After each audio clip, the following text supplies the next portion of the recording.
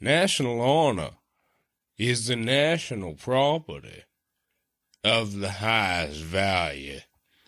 Those are the words of James Monroe, our fifth president, and the subject of this, the fifth episode of the Dead Presidents Podcast.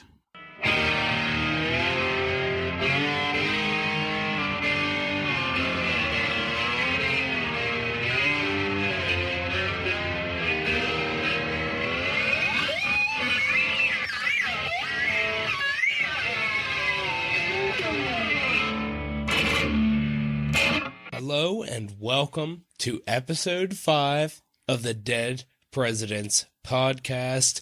We are here to talk to you about James Monroe, our fifth chief executive. You're going to be informed, and you're going to leave this episode far smarter than you entered it. Yep, you're going to be a certified James Monroe expert. After this episode, I am James J. Hamilton. And I'm Stephen Lincoln Douglas. And we are the hosts of the Dead Presidents Podcast. Before we get into James Monroe, last things first. This week's top 5 list is a very morbid list in a way, but also indeed it is, Jim. Hopeful. We're bringing you the top 5 presidential last words. That's right. One thing that all dead presidents have in common: they died.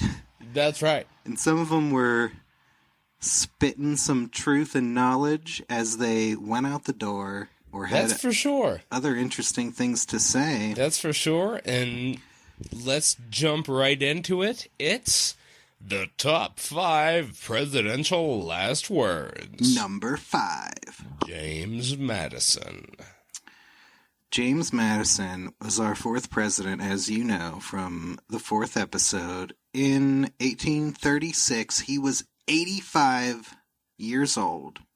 He had been crippled by rheumatism. His health had declined. Through the last 6 months of his life, he became very weak. Yeah, he was having a hard time. He hung in there. Yeah, it was late June of 1836, and his doctor offered to give him stimulants to keep him alive until July 4th, because the last 3 presidents who died, Adams, Jefferson, and, spoiler alert, James Monroe, right, yeah, all died on July 4th. Yeah. So it was becoming pretty like crazy. So they were like, do you want us to try and make sure this happens? Yeah, let's try to keep this streak going. Yeah. But Madison said, no, I'm not trying to artificially like, this is crazy.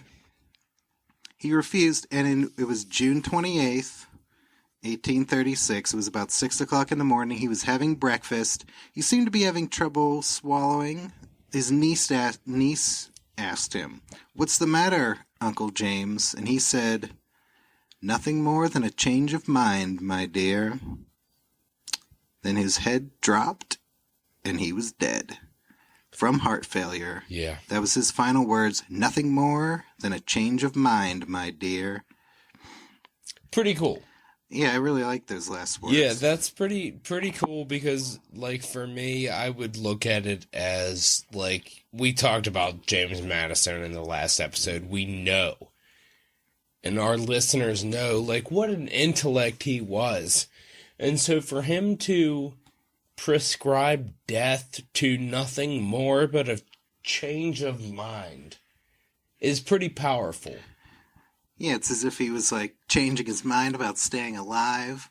Or, like, what else was he thinking about right before then that he changed his mind on? It's pretty mysterious. Yeah, or it was just life into death was nothing more than a change of mind. Pretty profound. Yeah. We have an also honorable mention for his last written words that he intended to be his final statement. He wrote a brief message that he left for posthumous publication, which he said may be considered as issuing from my tomb. So here's a president who has post last words issuing from beyond the grave. Yeah. It It was entitled Advice to My Countrymen, and it said, "The advice nearest to my heart and deepest in my convictions is that the union of the states be cherished and perpetuated. Let the open enemy to it be regarded as Pandora with her box open, and the disguised one as the serpent creeping with his deadly wiles into paradise." Oof. Hopefully that's not the thing he changed his mind about. Yeah, I don't know. That's pretty deep. The union is eternal. Yeah. Not changing his mind about that. Yeah. I mean, the Civil War would have broke most of the Founding Fathers' hearts. Madison amongst them. Certainly. But that brings us to top 5 presidential last words. Number 4. Zachary Taylor. I regret nothing, but I am sorry to leave my friends. Our 12th president, Zachary Taylor, didn't die on the 4th of July, but he did die of complications arising from the 4th of July.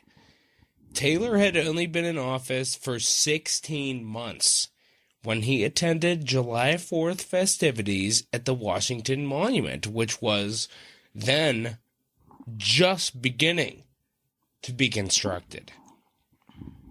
The cornerstone basically was there, and they were starting work on it. He was outside in the heat for hours, and by the time he returned to the White House, he was very, very hungry and incredibly thirsty. Quote, according to the traditional account, he wolfed down a large bowl of cherries and a pitcher of iced milk. Later that day, he developed severe cramps. Those cherries and milk not sitting well. No, they were not sitting well, and as a matter of fact, he was diagnosed with cholera morbus, a.k.a. acute gastroenteritis, a.k.a. infectious diarrhea. Yuck. And here's the thing about that. It was common in Washington, D.C. You're talking really poor sanitation at this point. So anytime you would eat quote-unquote fresh or raw fruit or fresh quote-unquote dairy products during the summer, there was a risk that it could be bacterially infected. Yeah, it's a sultry swamp atmosphere. That's it. That's why actually Congress was held mostly in the winter. Right. At the beginning, because the weather in Washington, D.C. was so unhealthy in the summer. Yeah.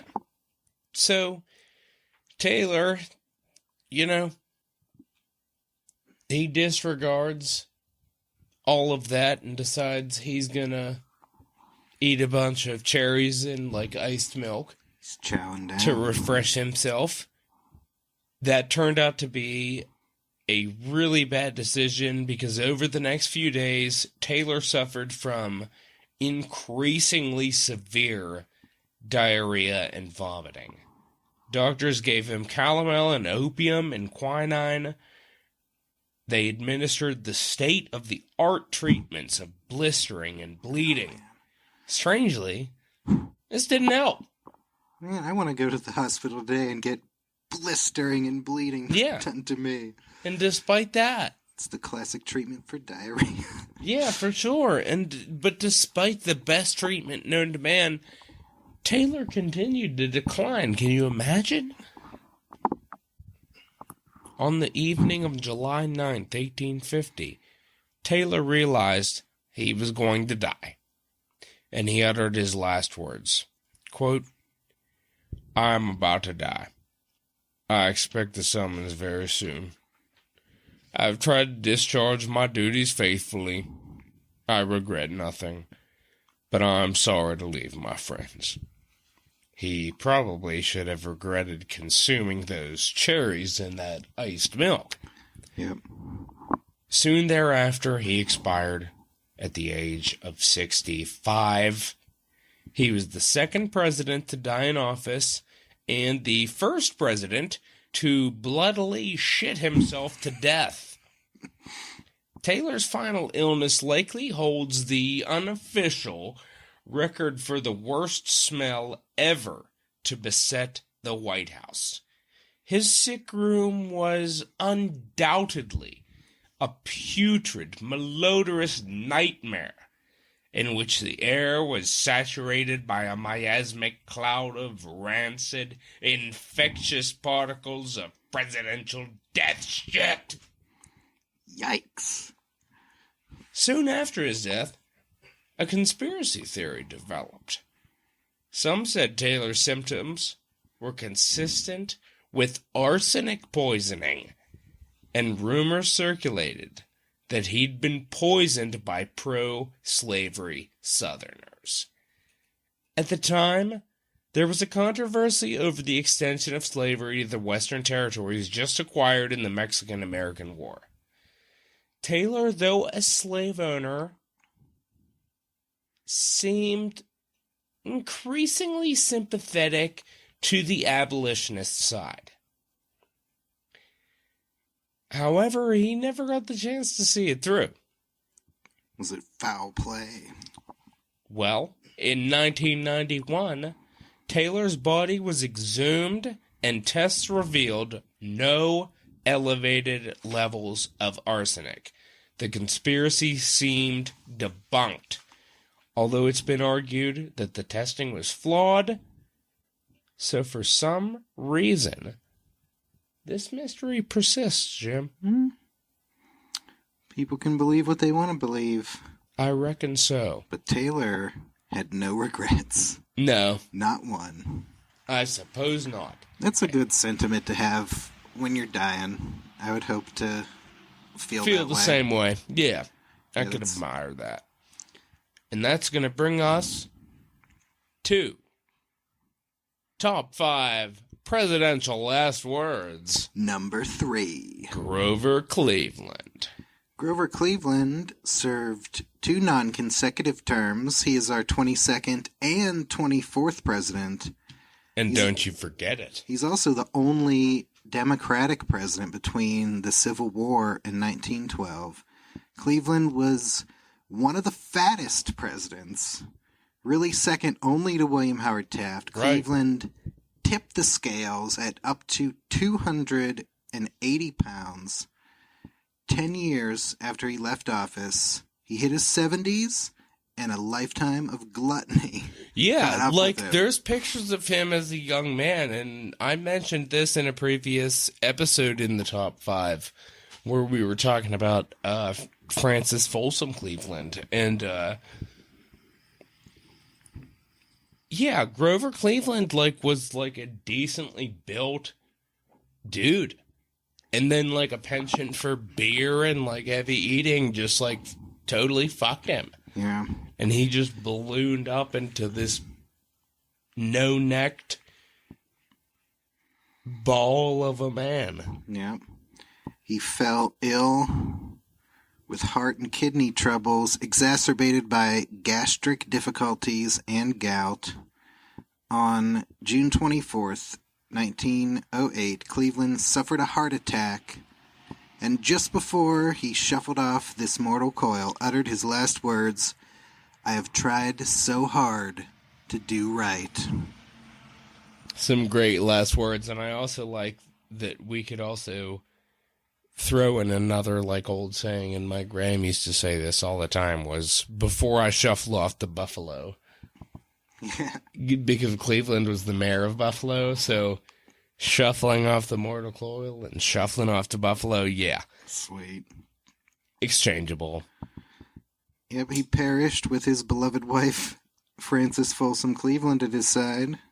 As you recall, he was, in episode 3, the number 1 presidential cradle robber. Right. Strived his whole life to do right. And one thing he probably thought he did right was marry a woman 28 years younger than himself. Yeah. Whom he'd known since she was an infant. After Cleveland's death, then President Teddy Roosevelt said, quote, "The nation has been deprived of one of its greatest citizens." It's pretty powerful coming from TR. Yep. about somebody of the opposition party, but supposedly they were actually friends. Yeah, they got along when... They really did. Like, in the biography that I read of Cleveland, they were known as, collectively, the Big One and the Dude. Yeah, Cleveland was governor of New York when TR was in New York state politics, and they really did get along. They're kind of that cross-partisan, almost progressive, beginnings of the progressive era. Yeah, they could have been a great team. Yeah. Hell of a pair of mustaches on that team. Yeah, for sure. But yeah, good last words from a president. I've tried so hard to do right. It's a good thing for a president to and I believe it be too. trying at and hopefully not agonizing too hard over at his death. This is going to bring us around to my personal favorite last words. I felt that this could have been number one. In my book, it's number one, but we are a democracy here at the Dead Presidents podcast, and we had to factor in a lot of things. But in terms of last words, you try and look at the meaning behind them, if it was profound, or if it was just, And this is the epitome of the latter. Yeah. And it's going to bring us around to top 5 presidential last words. Number 2. Millard Fillmore. Millard Fillmore had been the vice president under Zachary Taylor, and he was elevated to the office of president when Zachary Taylor ignominiously shit himself to death. Call back to number 4. Correct. He signed into law the Compromise of 1850 and a new fugitive slave law. Just like the Southerners who assassinated Taylor by poison wanted. That's right. And we'll talk all about this in episodes 12 and 13. Conspiratorially. That's right. So, in 1852, the Whig Party declined to nominate Millard Fillmore for a term in his own right. In 1856, as a result of this, he ran as a third-party candidate from the Know Nothing Party. And if you are into cinema and you've seen Gangs of New York, Bill the Butcher supports the Know Nothing candidate. Yep. We don't know nothing. That's their platform. That's about it. And as a third-party candidate, Fillmore would actually win the state of Maryland. Yep. He remained a staunch Unionist throughout the Civil War, and in February of 1874, at the age of 74, Fillmore was enjoying seemingly perfect health when he suffered a stroke. He was shaving, his left hand fell powerless to his side, and the paralysis spread to the left side of his face. He was having difficulty breathing and swallowing. 2 weeks later, he suffered another debilitating stroke. As his end approached on March 8, 1874, he was eating something when his doctor asked him a question, and he responded with what would be his last words. "The nourishment is palatable." One of the most badass ways to describe good food. Everyone should start saying that. I do it. The nourishment is palatable. Yeah. The last words of Millard Fillmore. What was he eating? I'd love to know. Maybe some soup? Something that would go down easy because his throat was affected. So I imagine it was soup. And, how is it? The nourishment is palatable. Yeah, whoever prepared that meal was probably pretty proud that was the presidential last words, complimenting the chef. Complimenting that meal. So, I wager that ought to be the official presidential last words of Thanksgiving dinner. If I were the White House chef, I'd have that quote tattooed across my forehead, James. It's the highest ambition of a White House chef. Indeed. Please the president's palate. That's it. And after uttering his last words, Fillmore declined rapidly and died later that night, surrounded by family and friends. In her period of mourning, the new Mrs. Fillmore probably had lots of people bring her food, as is traditional, and we're willing to bet that the nourishment was palatable. That's a phrase we all need to start adding into our vocabularies. It's very presidential. Right into the lexicon. Absolutely. And that's going to bring us around to the top 5 presidential last words. Number 1. John Quincy Adams. John Quincy Adams was the 6th president from 1825 to 29, and he then became the only ex-president to be elected to the House of Representatives. Yeah, pretty huge deal. Yep, where he served from 1831 until his death in 1848, distinguishing himself as a vocal opponent of slavery. Right. In 1846, he was partially paralyzed by a stroke, but made a full recovery. When he returned to the House chamber in 1847, everyone stood up and applauded. Yeah. At the age of 80, his health continued to deteriorate, but he kept working right up until the end. And we're going to quote from Paul C. Nagel's excellent biography of John Quincy Adams on his final moments. At the accustomed hour, the carriage was brought round to take him to the Capitol, where his coachman watched with amazement at the vigor with which Adams climbed the steps.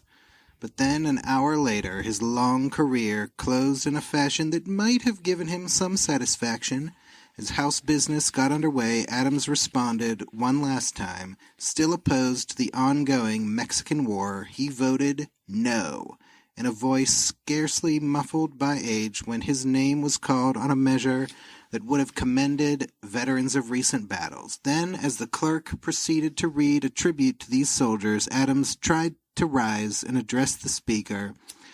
Although he got partway to his feet, he could make no sound. Instead, as a deep flush suffused his temples, he clutched at his desk and began to topple. Members of the House shouted a warning, and a colleague caught him before he struck the floor. It was 1:30 in the afternoon of Monday, February 21st, 1848. Barely conscious, he was carried first to a sofa and then to the Speaker's private chamber. There he lingered for 2 days. Can you imagine that happening in the middle of a session? Yeah, not only a representative, but an ex-president. It's an ex-president. The most famous guy in the House, pretty much. Right.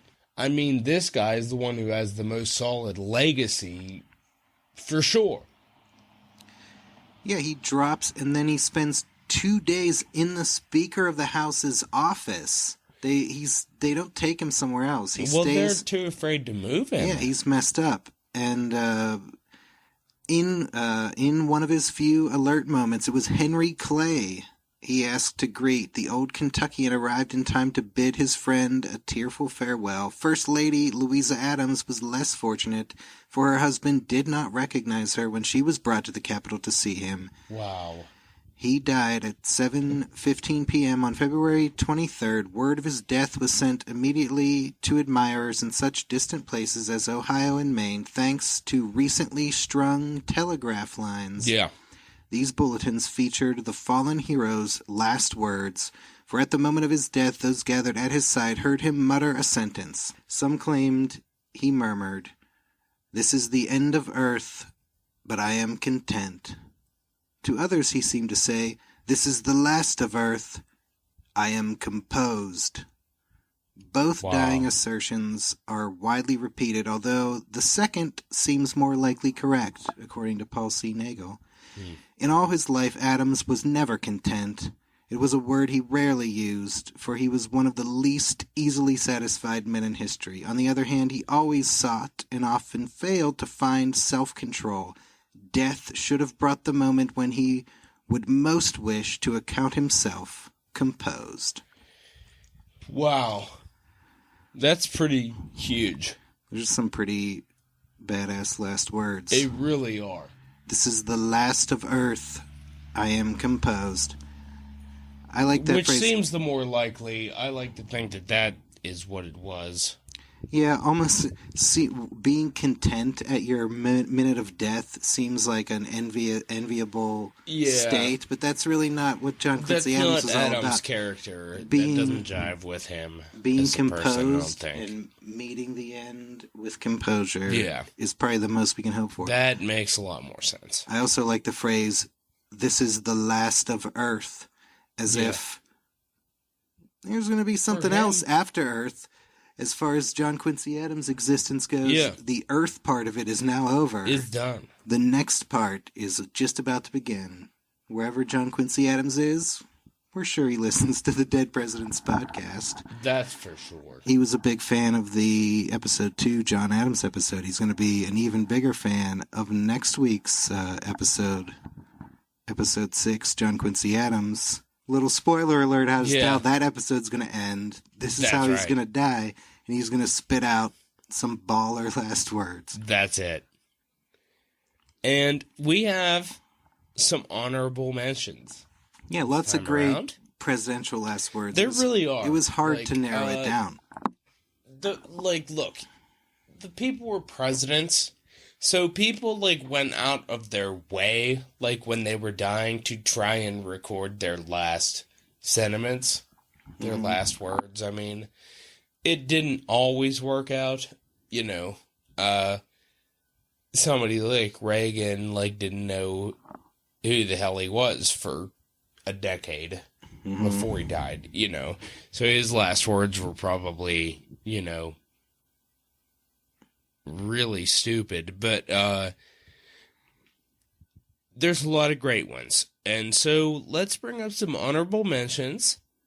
First off, we have James K. Polk, whose last words were a sentiment to his beloved wife, Sarah Childress. And he said his last words on Earth, I love you, Sarah, for all eternity, I love you. That's nice. That's pretty deep, and, she was, we talked about, John Adams and Abigail Adams. Sarah Polk was another one that she was her husband's closest confidant.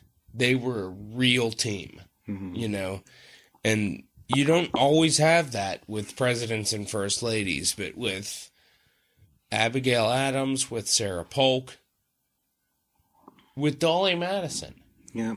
To a certain extent. Not so much, I don't think, with Dolly. It was just her own personality, set her apart. But in terms of, serious confidants, you can't do any better than John and Abigail Adams and James and Sarah Polk.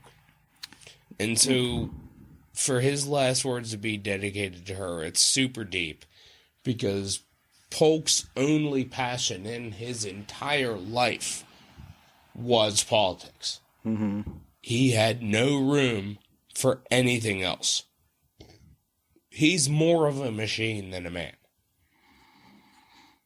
But really, and so for his last words to be something heartfelt and personal is against character, really. Well, it shows you, I guess, that behind his obsession with politics, there was the deep love for his first lady, who aided him in his obsession. Probably the favorite last words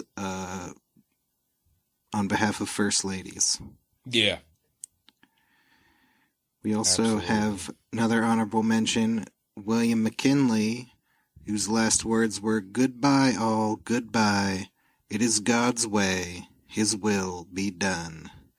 Those words, of course, uttered after he had been shot by Leon Solgas. Yeah. Death by assassination. Most presidents who go out that way, well, don't have the opportunity to utter knowing last words. Yeah. Those of JFK and Lincoln were just comments on what was happening when something very sudden removed their ability to speak. But McKinley got to process that he was being assassinated. Yeah, he knew. He lingered for a little bit. And he blamed God. No, he said it was God's way. No. His will be done. So, yeah, McKinley knew what was going on. He was fully cognizant of the fact that somebody had tried to assassinate him, and that as a result, he was likely going to die.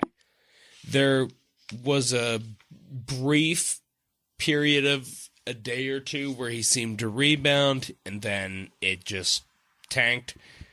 McKinley was shot on September 6th, 1901, and died September 14th of the same year. Another honorable mention, Woodrow Wilson said, "When the machinery is broken, I am ready." That's a pretty cool one. This body has no more ability to carry me through this life. Yeah. So I'm ready to go.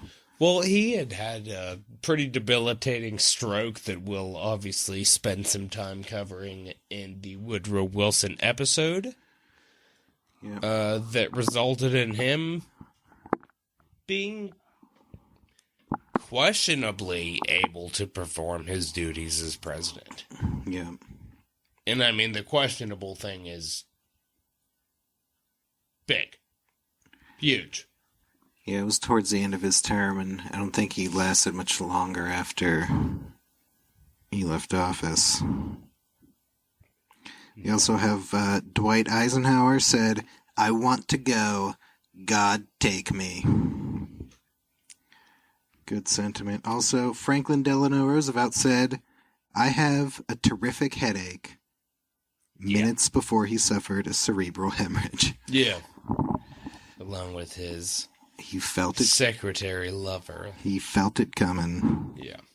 Yeah, those words probably said to Lucy Mercer, not Eleanor Roosevelt. That's right. And that's going to do it for our top 5 this week. We're going to come back with the early life and career of James Monroe. Right after this, a word from our sponsors. Thanks for listening.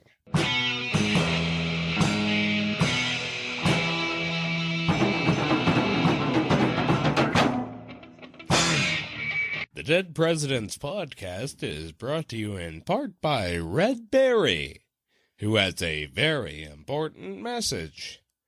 Whiskey, whiskey, whiskey. About 1,000 gallons in single or double barrels of a superior quality to soften these hard times.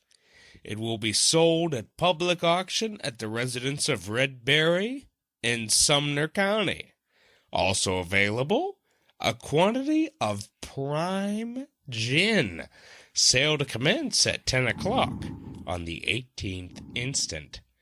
Listeners, we all know times are tough, but nothing will soften them more surely than a barrel or two of high-quality whiskey, courtesy of our sponsor, Red Berry. Don't drown your sorrows with bottom-shelf swill. Red Berry's got the good stuff. He gave us a little taste, and we have to admit, it went down so smooth, We ended up drinking more than we intended and might not be able to finish the podcast coherently. If whiskey's not your thing, he's got you covered with the primest of prime gin. Get on down to Red Berry's house on the 18th. You don't want to miss this auction. Now a very important message. Wet nurse wanted. A young woman with a fresh breast of milk who can produce satisfactory recommendations as to health and character will hear of a situation as a wet nurse by applying to the Dead Presidents Podcast. Listeners, if you're a young woman with a fresh breast of milk, hit us up on Twitter at DeadPresPodcast, and we can hook you up with a job as a wet nurse to our newest sponsor. But don't even bother contacting us unless you can produce sterling references as to your health and character. Yeah, don't waste our time. Our sponsor isn't looking for any curdled, disease-ridden milk, nor are they prepared to deal with some disreputable vixen, no matter how fresh her breast of milk. If you can prove that you're an upstanding member of society with no communicable diseases, you could be the gal for the job. Send your application to the Dead Presidents Podcast. We are the only presidential podcast that helps its listeners monetize their huge lactating breasts. That's right. And now, an important message from our sponsor, J.R. Lane. All those indebted to J.R. Lane are requested to come forward and make immediate payment, as no longer indulgence will be given. If you're like a lot of our listeners, you probably owe money to our sponsor, J.R. Lane, and it's high time to pay up. We here at the Dead Presidents Podcast have ourselves borrowed a small fortune from J.R. Lane and haven't paid back a dime. He's been awfully nice about it so far, but we're letting this get out of hand. We shouldn't take advantage. As much as we'd all like to spend our money buying barrels of whiskey and hiring young women with fresh breasts of milk, we recognize that our obligations to J.R. Lane come first. We've made arrangements to pay him back by this time next week at the latest, and as a show of good faith, gave him this free ad on our show. We ask that you do the right thing and settle your debts forthwith. That's a message from our sponsor, J.R. Lane. Check us out on Twitter at DeadPresPodcast to see our sponsor's original ads published in newspapers during James Monroe's presidency.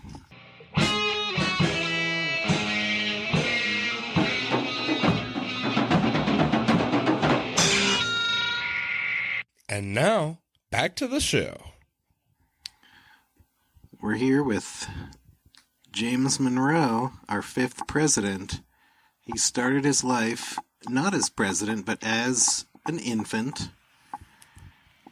Born in 1758, 18 years before independence. He came of age at the same time as our nation. Born in Virginia to his father, Spence Monroe.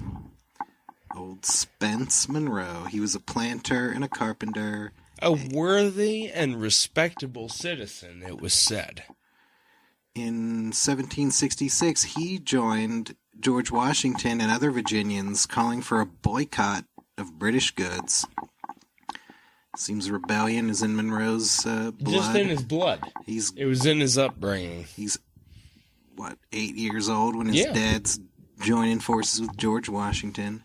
His mother was Elizabeth Jones Monroe, a well-educated woman. Both of Monroe's parents died by the time he was 16. Yeah. They didn't live to see independence, but he did. He was the eldest son. He inherited his father's property and assumed responsibility for his sister and his 3 younger brothers. So you could see, just from the get-go, James Monroe is already faced with adversity.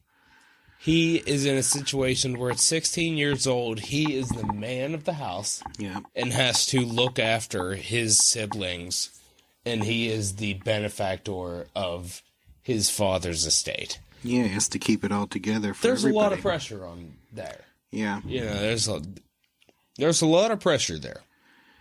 He received a classical education. He went to school with future Chief Justice John Marshall.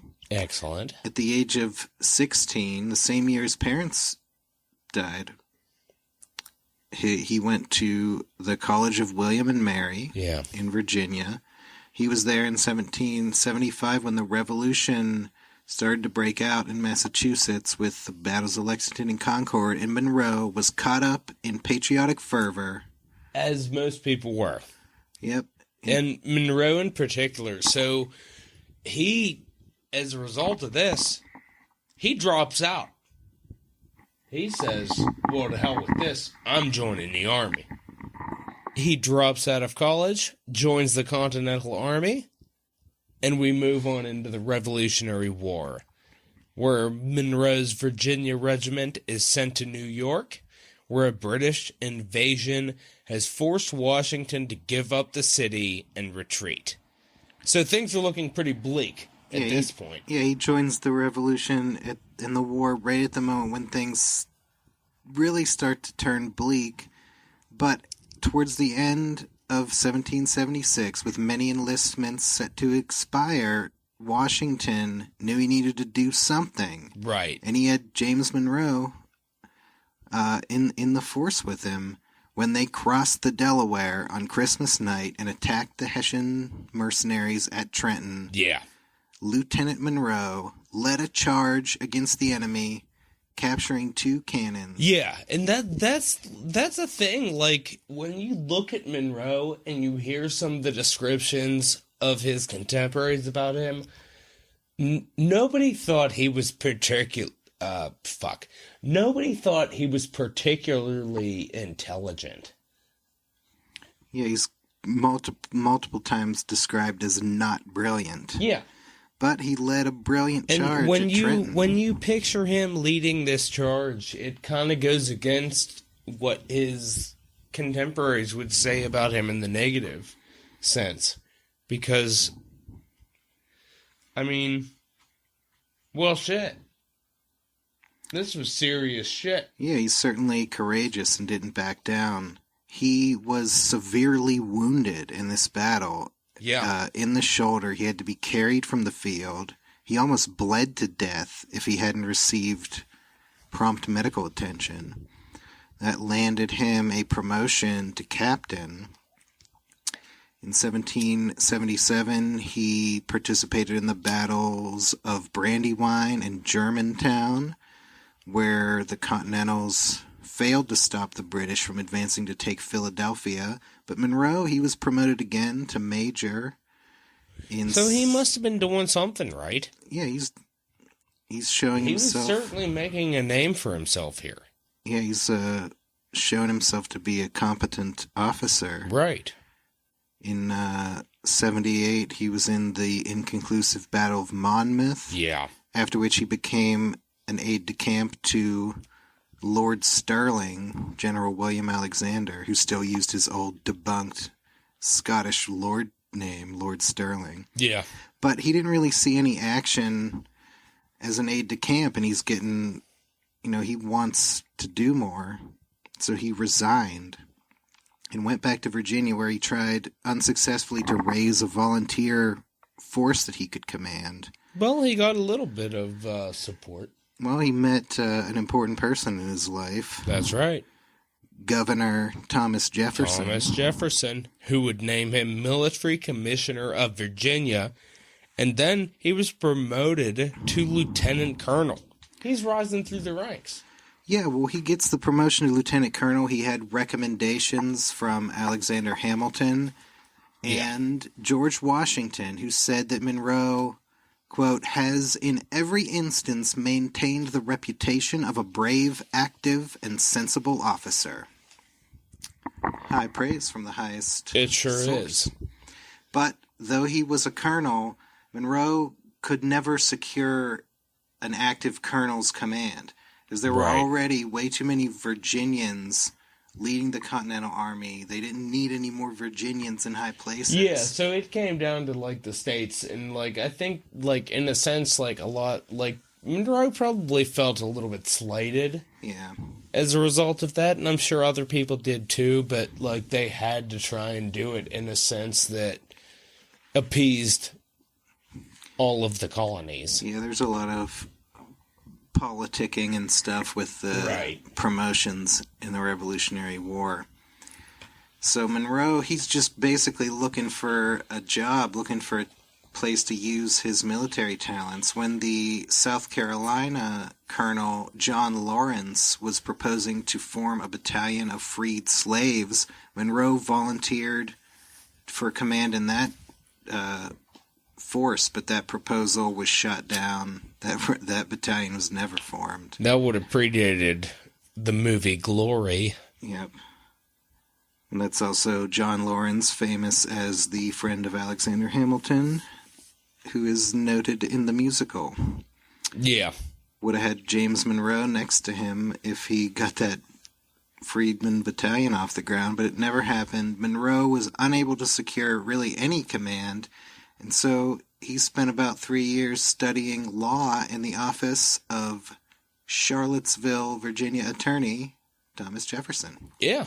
Good guy to study under. Good connection to make if you want to get into politics. That's for sure. Which is what Monroe was doing.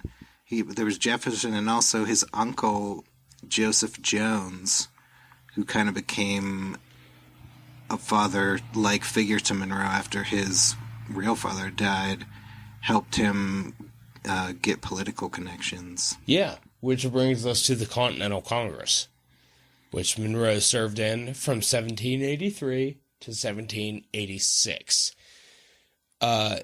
3 one-year terms.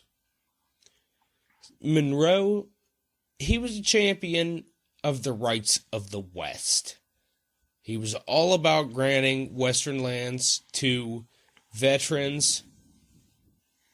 He pushed for American navigation to the Mississippi, but Spain was keeping that closed. Yeah, when Monroe was in the Continental Congress, John Jay was the, I guess, foreign minister of the United States in this pre-constitutional days, and he was negotiating with Spain, and Monroe felt he wasn't pushing hard enough to open the Mississippi, and he pushed back against that. It didn't get done at this point in history, but Monroe's not given up on it, and he'll be back into that stuff later in his career. Right. One thing that happened to him while he was in Continental Congress, which was located in New York City, he met a 17-year-old young lady named Elizabeth Courtright. Right. When he himself was 27 years old. Found himself smitten She was by this kitten. She was a, quote, statuesque beauty with raven hair and blue eyes, possessed of ample social grace and elegance. They married in 1787 and had a daughter, Eliza, the next year. It wasn't until 1799 that they had a son whom they named James Spence Monroe. He unfortunately died at 16 months old. In 1802, they had another daughter, Maria. It was the Monroe family that he's going to be taking with him on his journey overseas elsewhere. We're going to hear more about Mrs. Monroe. Here we will. But let's take a step back. Let's talk about James Monroe as a guy. What was he like? Yeah. Who was this dude? What was his personality like? So, it was said that Monroe's greatest asset was a warm personality. The primary biographer on Monroe was Harry Ammon, and he conceded that Monroe lacked brilliance and a nimble mind. unlike Jefferson, Madison, some of the other founding fathers. But by his courtesy, his lack of condescension, his frankness, and by what his contemporaries looked on as pretty much just an essential goodness and kindness of heart, he was able to, like, overcome an early shyness, and although he would remain low-key and pretty reserved, he made some friends. Mm-hmm. He was never considered the most intellectual. Like, I did see one article where, and I didn't even read it, which I regret, but I saw an article recently where Monroe is called the Forrest Gump of founding fathers. Which is kind of interesting. Like, I wish I would have, like, taken the time to read it, but I just didn't have the time to. But, like, he was really sensitive. And I could actually relate to this, is because I do the same thing, is Monroe would take offense at something that somebody said where no offense was intended. And just as his nature, it would cause a lapse in communication, you know, or a bit of an issue. So that's James Monroe. Yeah, there's the personal qualities that landed him the statuesque beauty, Elizabeth Courtwright Monroe. Yeah. And also helped him succeed in elected office and in politics. Ammon sums him up saying, operating as he did with such an elevated sense of his own integrity, he could not easily adjust when old friends failed to approve his conduct. So he sought approval, and he took offense where none was intended. Mm-hmm. We're talking about a pretty sensitive guy here, and not the highest intellect out of our founding fathers. Yeah, it's probably almost an unfair comparison to compare someone intellectually with Adams, Jefferson, Madison, Hamilton, and even Washington. Yeah. I almost feel sometimes the sense I get of James Monroe is he's almost like a poor man's George Washington. Yeah, okay. Because he really, like, idolized Washington. Sure. And it seems like he almost tried to model himself after him in terms of, you know, character and demeanor. That makes sense. But yeah, he was a rising guy in Virginia politics. He had good connections. He became a delegate to the Virginia ratifying convention for the Constitution, where he was an anti-federalist, voted against ratification, arguing that it needed a Bill of Rights and gave too much state power away to the central government. Yeah. As you may recall from the Madison episode, the opposition was led by Patrick Henry, and after the Constitution was ratified, they drafted Monroe to run against Madison for the House of Representatives. That's right. Madison was already a friend of Monroe, and now they're going head-to-head in a district that Patrick Henry had gerrymandered against Madison.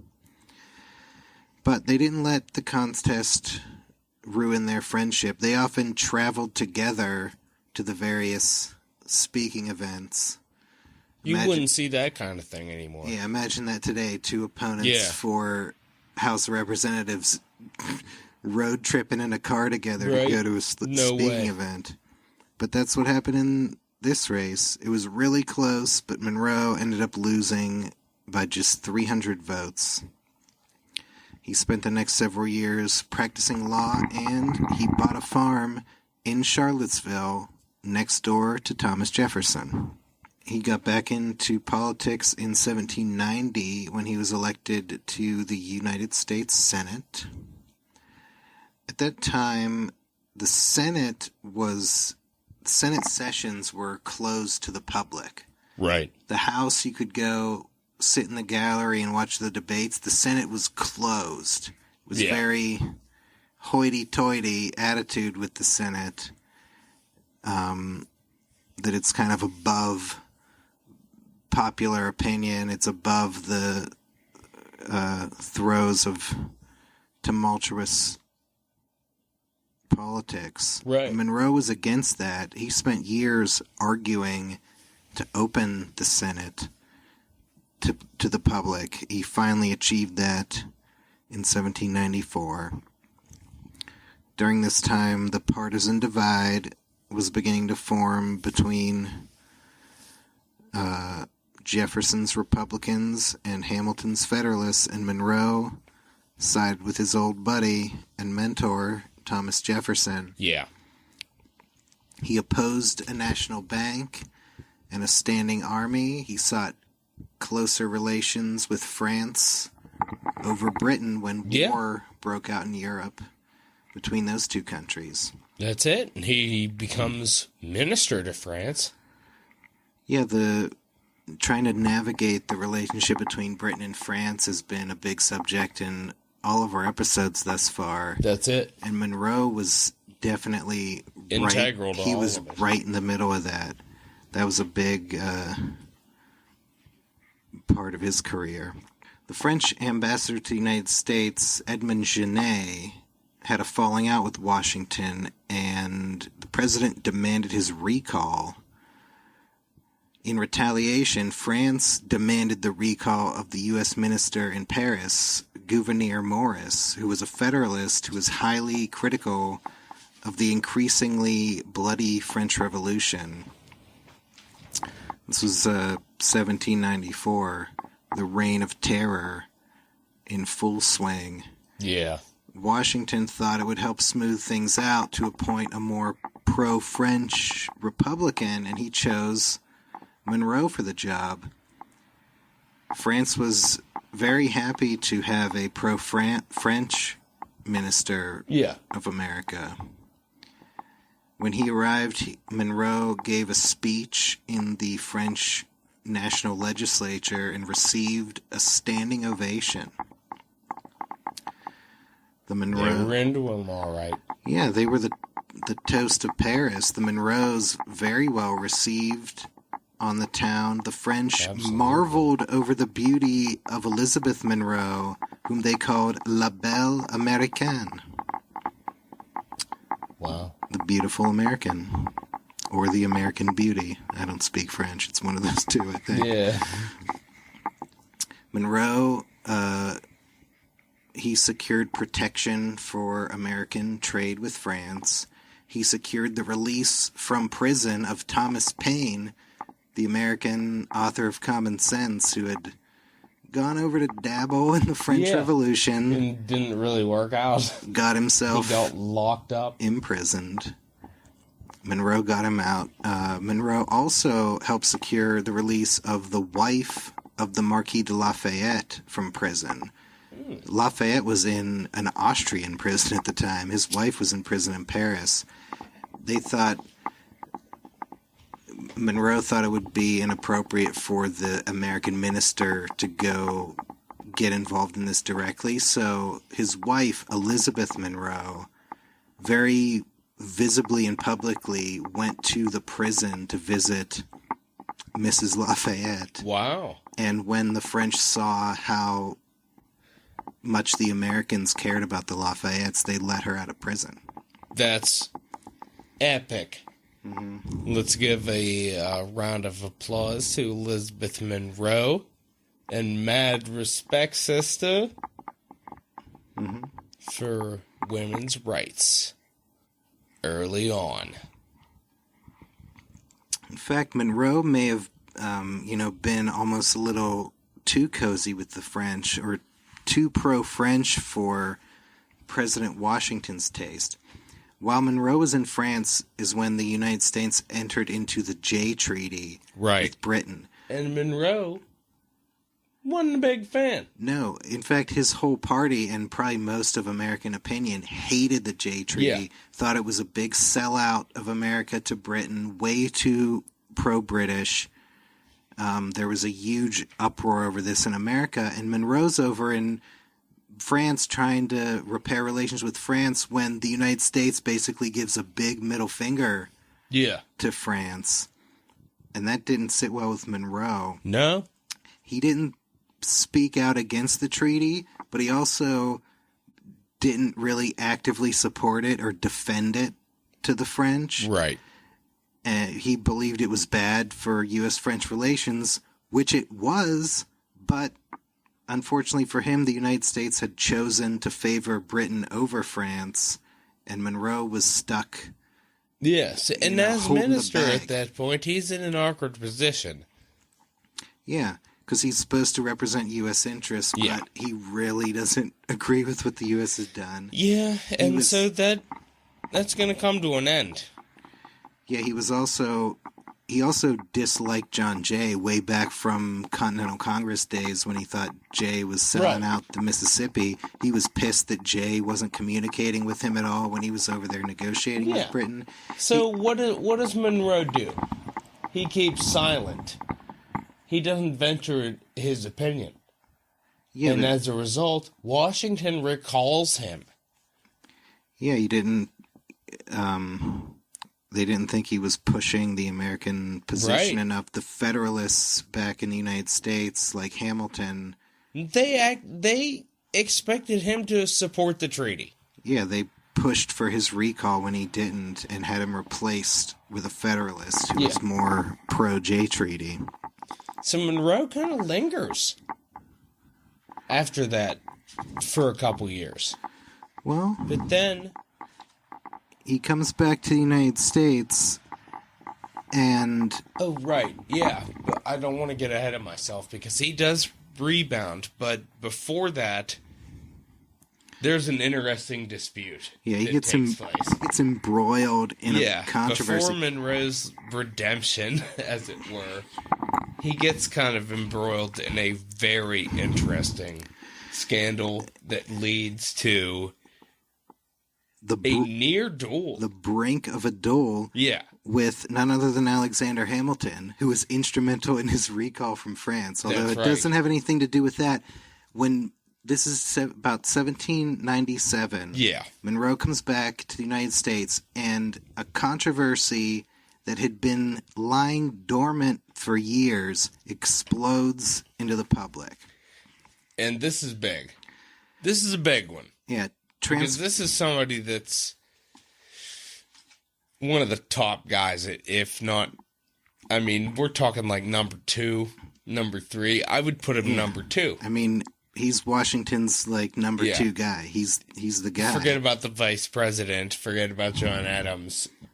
Way back in 1792, when Monroe was in the Senate, him and 2 other congressmen, Frederick Muhlenberg and Abraham Venable, they learn that a guy named James Reynolds has been arrested. He's in jail, and he's sitting in jail claiming that he has information that can bring down the Treasury Secretary, Alexander Hamilton, who is at the height of his power in 92. The whole Republican Party is being formed to take him out, and now Monroe gets a hot tip that Hamilton can be brought down. They go meet with Reynolds. He claims that Hamilton is engaged in improper financial speculation, basically insider trading, trading on his position as Treasury Secretary. Right. Says he paid money to Reynolds for that purpose, and Reynolds has letters from Hamilton showing that he's receiving money from Hamilton. So Monroe and the other 2 congressmen go and confront Hamilton about it. He denies that he did anything improper financially with financial dealings. But then he has an interesting twist to it. Yeah. And we're going to bring back somebody that we've talked about before. We're going to bring back James T. Callender. Yeah, he's a big part of this. Yeah. This is a scene in the musical Hamilton. Monroe is not in it. They have like Madison and Jefferson and Burr doing this. They're not involved. This is Monroe's deal. Mm-hmm. So remember that scene, and this is Monroe doing it. Right. Hamilton says, I didn't do insider trading, but if I tell you the truth and I prove to you that I did not insider trade, will you keep this between us? And they're confused, but they're like, okay, well, all right, fine. What happened? And Hamilton admits to them that what was really happening is that he was having an affair with James Reynolds' wife. He was kind of being blackmailed. He was being blackmailed to pay off Reynolds to keep the affair quiet. And he shows them all these documents, all this documentation he has to supposedly prove this. They're like flabbergasted. Yeah, they're pretty much like, yeah, that's more than we needed to know. Yeah, it would, by today's standards, you'd think, well, that's a good enough political scandal to destroy Hamilton. Yeah. But at the time, that kind of private conduct was not really, I guess, supposed to be fair game. And it wasn't what they were looking for when they came after him. They wanted to prove that he was a corrupt public official. Yeah, they were trying to show that he was embezzling money or something, Yeah, instead he was just running around on his wife. And so they basically tell Hamilton that, okay, we believe you, and we're going to drop this. We're not going to expose this. We didn't, we don't have the financial speculation we were looking for. Yeah. We're going to keep it on the down low. But Monroe kept a copy of the documents for safekeeping. And then years later, when he comes back from France in 1797, James T. Callender, here we go, who you may remember from episode 2, when he called John Adams a hideous hermaphroditical character and landed himself in prison in violation of the Sedition Act. Yeah. And from episode 3, when he broke the Sally Hemings story to the world. Yep. He's also the guy who published the Hamilton affair.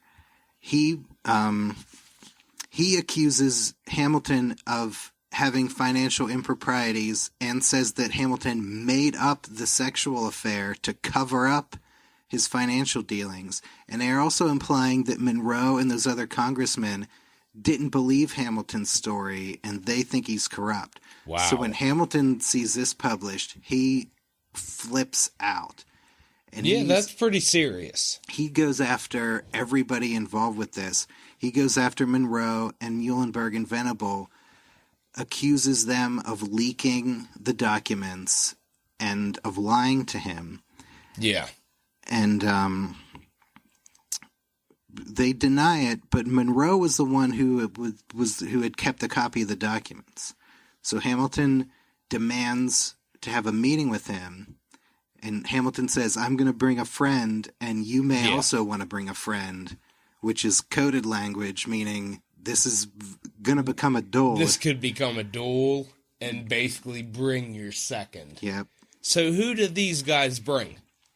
Well, Hamilton brought his brother-in-law, John Barker Church. I'm not sure who Monroe had with him at this time, but they met and it got very heated. Monroe denied releasing the documents. Hamilton called him a liar. Monroe called Hamilton a scoundrel. Yeah. Which is a very bad word at the time. Oh, yeah. Scoundrel. I mean, they are in each other's faces. Scoundrel's an old-timey term now, but back in old times, them's fighting words. That's fighting words, yeah. Hamilton challenged Monroe to a duel. Monroe said, get your pistols. And then their seconds, their friends, calm them down, pull them apart, try to get them to work it out. I mean, these guys were ready to straight up punch each other in the face. Yeah, they were on the verge of blows. And then they kind of agree, like, let's pretend that altercation didn't happen. Yeah. And try to work this out. It's agreed that Monroe will go meet with Muhlenberg and Venable, and they'll try to get their story straight. In the meantime, Monroe gets a new second to help him with the affair going forward, none other than Aaron Burr. Aaron Burr.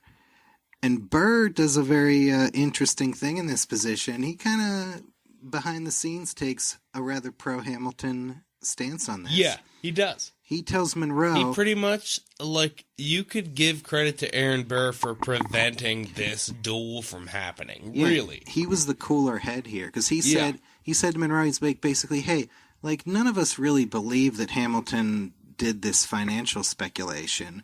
Why don't you just make a statement saying that, and that will satisfy Hamilton, and you won't have to say anything you don't believe in. Burr really thought it was inappropriate to go after Hamilton for his sexual affairs, because Burr, quite the womanizer himself. Yeah, he had his own kind of things, you know. But the whole thing really kind of fizzled out, because Hamilton had to go back home to New York because his wife was giving birth, and Monroe went back to Virginia, and I think maybe some more letters went back and forth, but nothing really came of it. Yeah, nothing concrete. It fizzled out. Hamilton never got his satisfaction. But here, you know, so the accusations were still swirling about Hamilton. So he published the Reynolds pamphlet, in which he refuted financial impropriety by making a public confession to his sexual affair in excruciating detail. Yeah, and we mean it when we say excruciating detail. I mean, this was a soft porn, to put it lightly. Almost, yeah. It was it ended up being a disaster for Hamilton. Yeah. And really put a big damper on his career.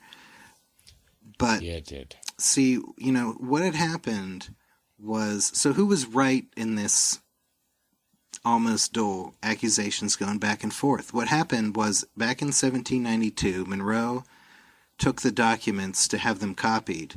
But to copy them, he gave them to John Beckley, who was the clerk of the House of Representatives and a huge Federalist hater, a big Hamilton hater, and a big kind of almost seemingly like a slimy political operative type guy. Yeah. That's who Monroe let copy the documents.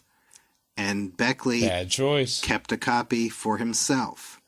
And he's the one who released them to James Callender. So Monroe didn't leak the documents, and he never said anything or did anything bad about Hamilton. Yeah. But he really was ultimately responsible for this getting out.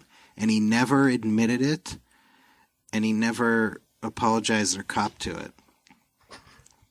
And it's kind of strange. Hamilton, during his life, was involved in like a dozen of these incidents where he was almost in the duel or at the brink of a duel. Yeah. And then obviously one time had a duel.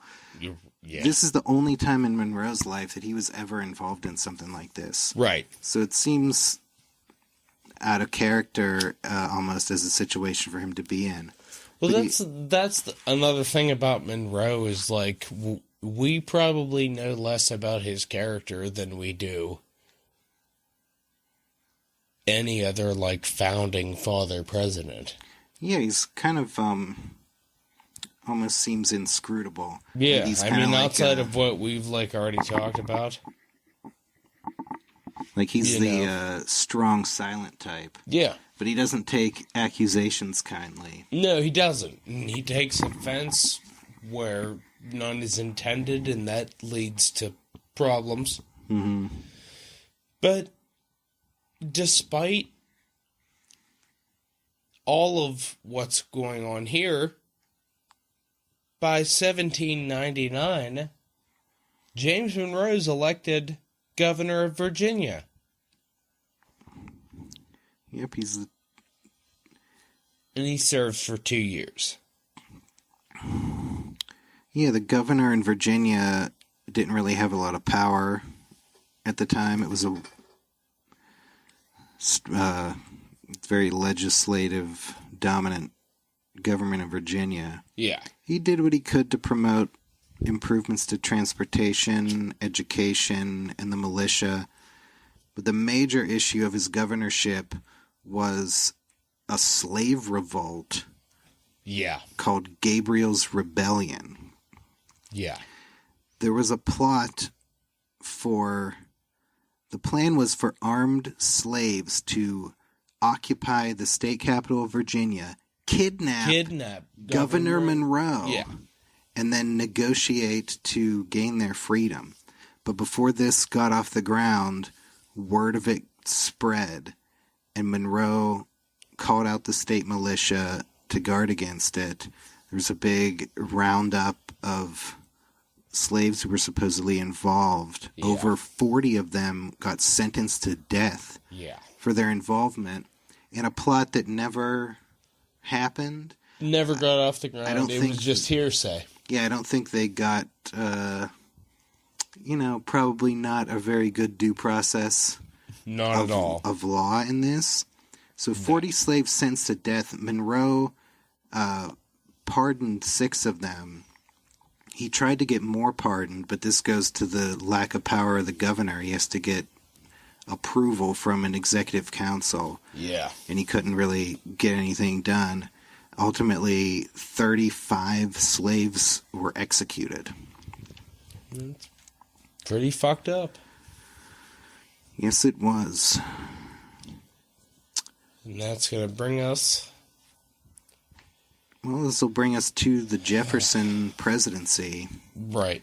Now that his old boy Jefferson gets elected president, he steps out of the office of governor. He's in a prime position to be useful to President Jefferson. Yeah. So he becomes a quote-unquote special envoy. Yeah. The United States is trying to acquire territory in the West. Jefferson wants to buy New Orleans off of France. So he appoints Monroe as special envoy to go over and work alongside Robert Livingston, who's the U.S. minister to France. But just days before Monroe arrives in Paris, Napoleon Bonaparte makes the offer to Livingston that he will sell all of the Louisiana territory, not just New Orleans, the whole dang thing. Yeah. For $15 million. Yeah. Now, they were only authorized to try to buy New Orleans, and they were only authorized to spend $10 million. But this offer was... too good to be true. Really. Yeah. Mind-blowing. So they hurry up and accept it before Napoleon could change his mind. Right. Which only seems smart.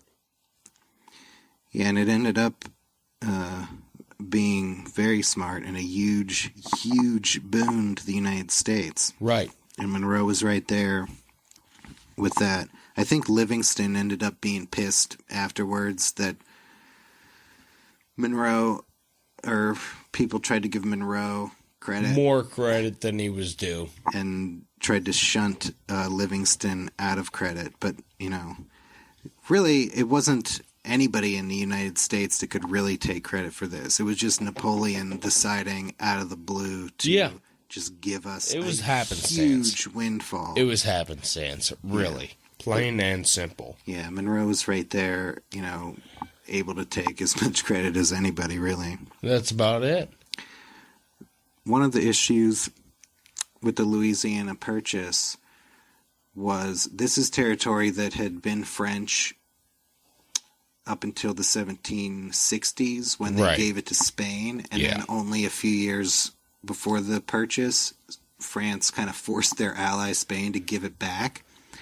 And there was there's a bitterness. Yeah, and it was very unclear as to really what constituted Louisiana, because basically we bought the definition of what we bought is whatever Spain had just given back to France. Yeah. And that was very poorly defined. It's pretty loose and poorly defined. Yeah. So we got some issues in terms of who owns what here. Yeah, there's a big issue as where is the border between Louisiana and Texas on the one side. Right. And then on the other side, there's the territory of West Florida, which is the whole Florida Panhandle, and it also extends through what's now Mobile, Alabama, all the way up to basically right where New Orleans is. Mm-hmm. And Monroe really thought that that was part of Louisiana. Yeah. And thought that should be part of it. So while he's over in Europe, he goes over to Spain trying to get them to sell Florida or agree that we should be having Florida. Spain not having any of that. No. But while he's over in Europe, he might as well do something else. He's appointed U.S. Minister to Britain. That's it. So he was Minister to France earlier, now he's Minister to Britain. And he served that position 1803 to 1807.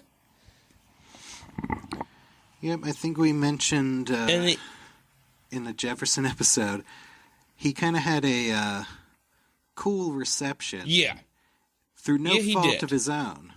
It was in retaliation to what the British minister to the United States, Anthony Merry, felt like he was being mistreated in Washington, D.C. with the cavalier, informal Jefferson administration not treating him with what he felt was the respect. The proper respect. To the minister of the most important country in the world, as he believed. Yeah. And a lot of these issues that were going on at this time were as a result of impressment, which we've talked about in detail before, but at this point, this is pretty bad. Yeah, impressment is the coerced drafting into the British Navy of sailors, many of whom American citizens, or at least America considers them to be citizens. Britain doesn't really recognize U.S. naturalization for the peace of the kingdom. So a lot of people that we consider to be American citizens, Britain considers to be wayward British subjects, ripe for impressment of the British Navy. Exactly. And of also, course, we've already talked about what that will lead to. Yeah, in 1805, Britain also adopted a much harsher policy toward neutral trade and began seizing hundreds of U.S. merchant ships. Monroe's over there trying to work all this out. Him and his wife are getting cold-shouldered in the social scene. No one is accepting their invitations to dinner. People don't talk to them at parties, all because Anthony Merry and his wife aren't getting special treatment in Washington, D.C. Monroe's taken the brunt of it. To his credit, I don't think he, squeaked about it or made a scene. He kind of took it like a man and put up with it.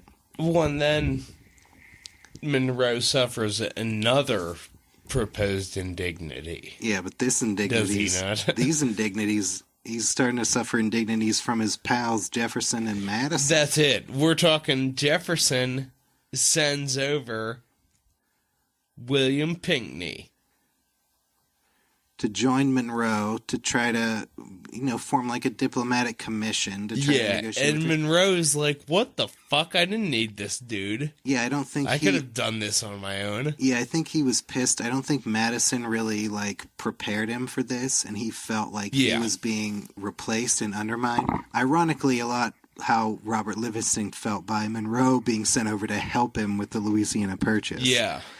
But he's pissed because he's being undermined in his view. Yeah.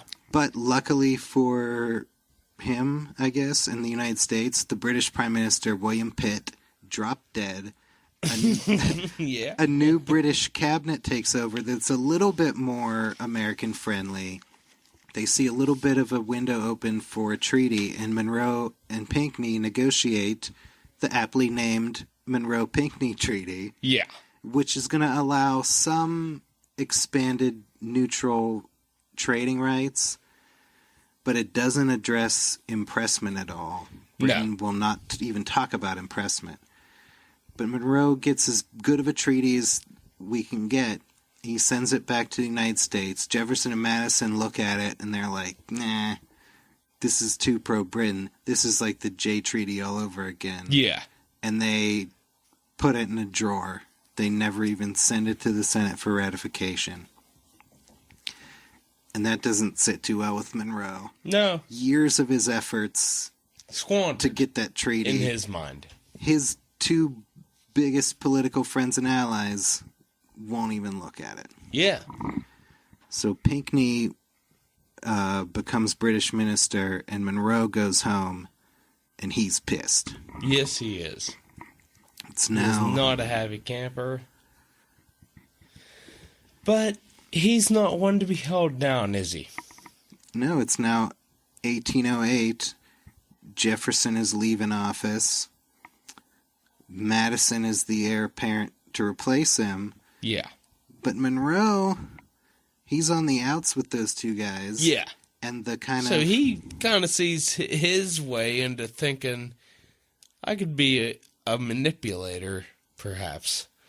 Well, I don't know. I don't think Monroe, he didn't, like, necessarily actively seek this role. Right. But the kind of faction of the Republican Party that's not too thrilled with Jefferson anymore sees Monroe. He's one of the most well-known and accomplished members of the party. Right. And he's pissed at Jefferson right now. And so they see somebody on their side. Let's get behind him so we can get a non-Jefferson Madison person in charge. Right. So Monroe, he didn't declare himself a candidate. He didn't really openly... He didn't talk shit about Jefferson and Madison. Yeah, no, he didn't do any type of campaigning. So he was just silently smoldering about it. Yeah. And he let the other, the Republican faction led by John Randolph, who called themselves the Old Republicans. Yeah. Or the Quids. They were the ultra-conservatives who thought Jefferson was being too Hamiltonian. He had too much influence in the party. So they're pushing Monroe. Which is kind of comedically ironic. Yeah. Yeah, it's funny. I mean, in some ways, that's a good argument, or that's a reasonable argument to be made, at least compared to the really ultra-conservative, ultra-states' rights principles of John Randolph and his cronies. Right. I guess they probably remembering Monroe voting no at the Virginia Constitutional Ratifying Convention. Could be. Thinking this could be our next guy. Yeah. So they tried to maybe get him nominated for president. In Virginia, I think there was about a third of the big leaders in Virginia that were going to support Monroe. But it seemed almost like Madison's supporters are better organized. He had Dolly Madison throwing the parties in D.C., chatting up the congressmen who were going to vote in caucus on the nominee. Yeah. And once it became clear that Madison had the votes to win, Monroe's support really collapsed because nobody wanted to get on the bad side of the next president. Yeah. They don't want to create a split. No. So Madison becomes president, and it really wasn't until Monroe was being pushed as an opposition candidate that Jefferson realized how pissed Monroe was. Yeah. And they had a heart-to-heart, and they buried the hatchet. And it ended up being a couple more years before Monroe and Madison made up. Jefferson was working behind the scenes to try to get them friends again. Right. And then in 1810, they exchanged visits with each other and resumed their friendship. Yeah. And so things are looking a little bit better for James Monroe. He very briefly, from January to March of 1811, serves as governor of Virginia again. Yeah, but he resigned because as Monroe's fortunes rise, they rise with the country's falling. That's President right. Madison, good thing he made up with Monroe because he really needs help. The U.S. is barreling towards war with Britain. Madison's Secretary of State, Robert Smith, is, in Madison's view, incompetent. Yeah. Somebody who was foisted on him because of his brother's influence in the Senate. That's it. And so that's going to bring us to James Monroe's next chapter in life, and that is as Secretary of State. So when Madison invites Monroe back into the fold, that's significant not just because he's going to take the top spot in the cabinet, but because he now would seem like the de facto successor to come after Madison as president. That's it. Him and Madison were long kind of the two guys who were potentially at the top, and now that he's back on the good guys team, at least because as far as Madison Monroe really, concerned. by default, we have been looking at a Virginia dynasty. Just like, it was almost like that was just the way it was going to pan out. Yeah, Virginia's the largest state in terms of population. It's the most powerful state, and it controls the presidency. Yeah, there was almost no doubt that, something along these lines was going to happen, but, once it was set in motion, there was no question. Yeah, how many... Wasn't Virginians were president, 32 of the first 36 years? Well, Washington and Adams was a 4-year exception, and then you had Jefferson, and then you had Madison, you had Monroe, and then the 4-year exception of J.Q. Adams. Yeah. Andrew Jackson. Once we got to that point, the Virginia dynasty, as a whole, started to, kind of fall apart. But you had William Henry Harrison, who, even though, he was basically Indiana, he was born in Virginia, and John Tyler was Virginia. Yeah, so when Monroe comes into the cabinet, he's the number one Virginian under Madison. Right. So he's almost the heir apparent. He comes in 1811 when relations with Britain are deteriorating. Monroe, who'd been on the front lines in relations with Britain, he soon concluded that war couldn't be any worse than continuing with the way things were. Yeah. Which is pretty bleak a statement to make. And as you may recall from episode 4, the War of 1812 started off very poorly for the United States. Yeah. We had a couple spectacularly failed invasions of Canada.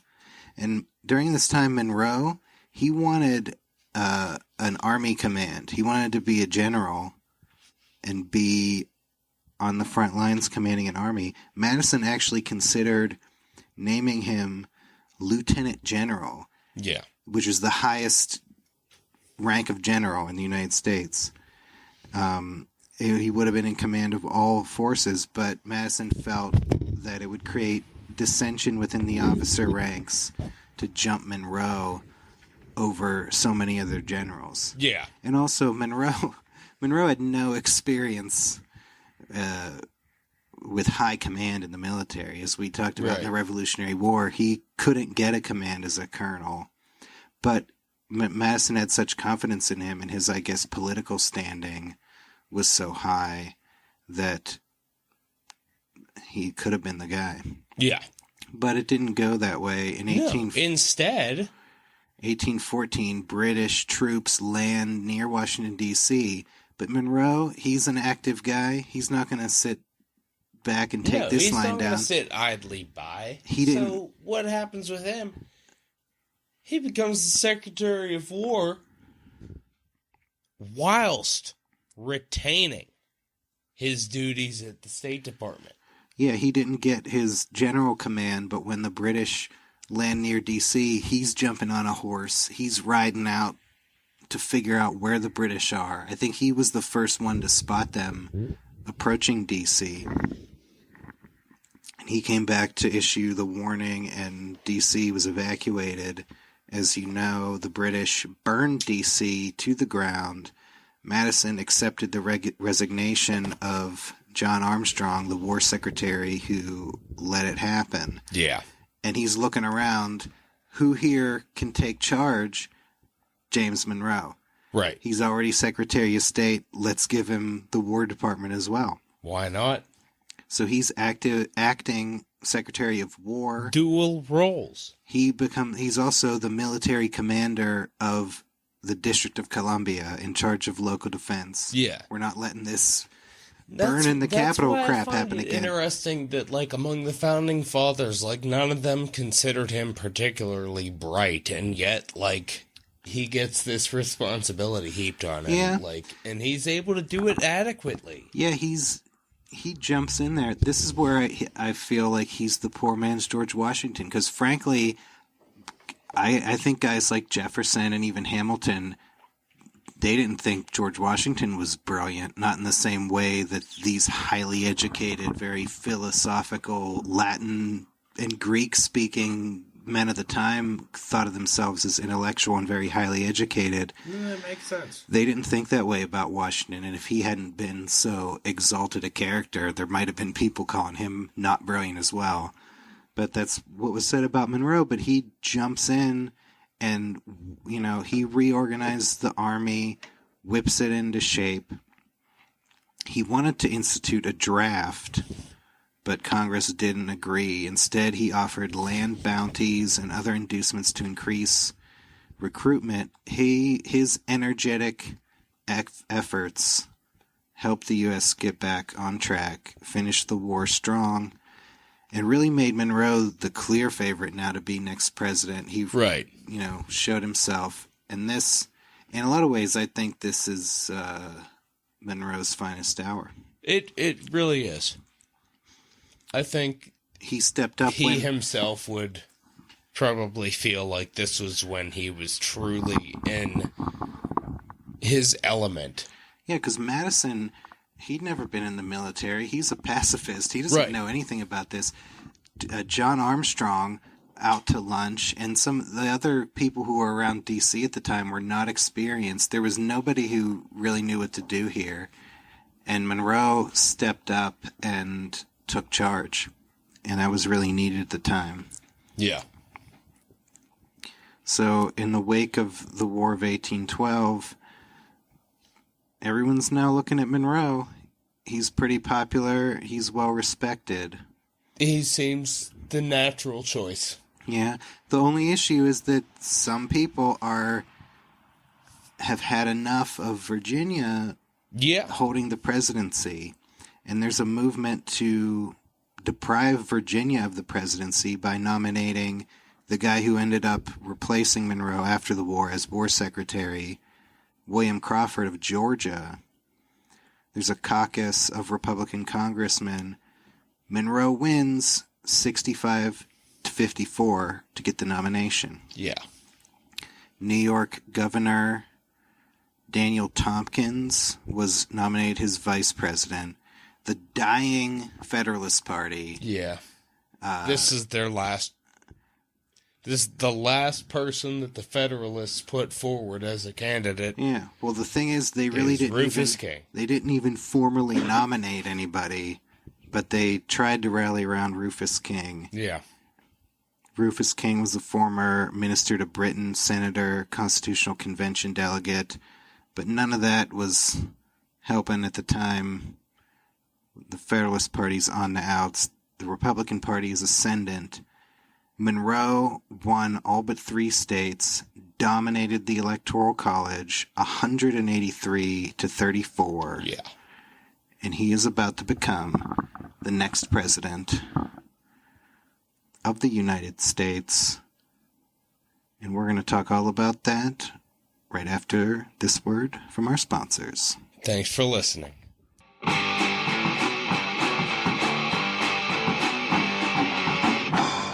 The Dead Presidents podcast is brought to you in part by John G. Camp, who has this important message. Caution! All persons are hereby cautioned against cutting or carrying off wood of any description from my land, as I am determined to prosecute with the utmost rigor of the law any person violating this caution. Okay, listeners, party's over. I know we've all been sneaking onto John G. Camp's land to pilfer a log or two to keep the fire going, but it's gotta stop. Gotta stop. Look, if I'm being honest, I heated my house all last winter on his wood, and I had no right. Well, listeners, we can't keep doing this. It's just plain trespassing. That's a final warning from our sponsor, John G. Camp. Thanks, John, and sorry. Now an important message from our sponsor, John Leckler. Whereas my wife Mary has left my bed and board, having defiled my matrimonial bed in the most scandalous manner, this notice is therefore to forewarn all and every person not to trust my said wife on my account, as I am determined not to pay any more debts of her contracting. There you have it, listeners. Mary Leckler has treated her matrimonial bed like it's John G. Camp's land, and has taken some wood that she had no business taking. She's behaved in the most scandalous manner. Picture the dirtiest, vilest, most depraved acts of wanton infidelity you could imagine. And that's what Mary Leckler was doing in the very bed where John Leckler lays his head down to sleep after a hard day's work to support his family. Think about that. When Mary Leckler asks to borrow money, and tell her to get lost. That's a message from our sponsor, John Leckler. Now a word from our sponsor, Barnabas O'Farrell. Houses and lots in Hillsborough for sale. 12-acre lots, well situated and contiguous with excellent springs, houses, and improvements. I also give notice that my wife Nancy O'Farrell, having for some years quit my bed and board without any just cause, and having abandoned herself to a lewd and licentious life, I hereby forbid all persons from giving her credit or trading with her on my account, as I will pay no debts by her contracted. Come on, listeners. Barney O'Farrell is going through a rough time right now. Indeed. You ought to think about buying a house or a lot from him. He could use the boost. These properties are well situated, and Hillsborough is a nice neighborhood. It is. Not like the dens of iniquity frequented by that reprobate Nancy O'Farrell and the debauched crowd she runs with. Her husband Barney is good people, and he needs a win right about now. Houses and lots for sale in Hillsborough by our sponsor, long-suffering cuckold Barnabas O'Farrell. Update. This just in. Breaking news and a very important message from our latest sponsor, Samuel Carpenter, the mayor of Lancaster, Pennsylvania. Proclamation.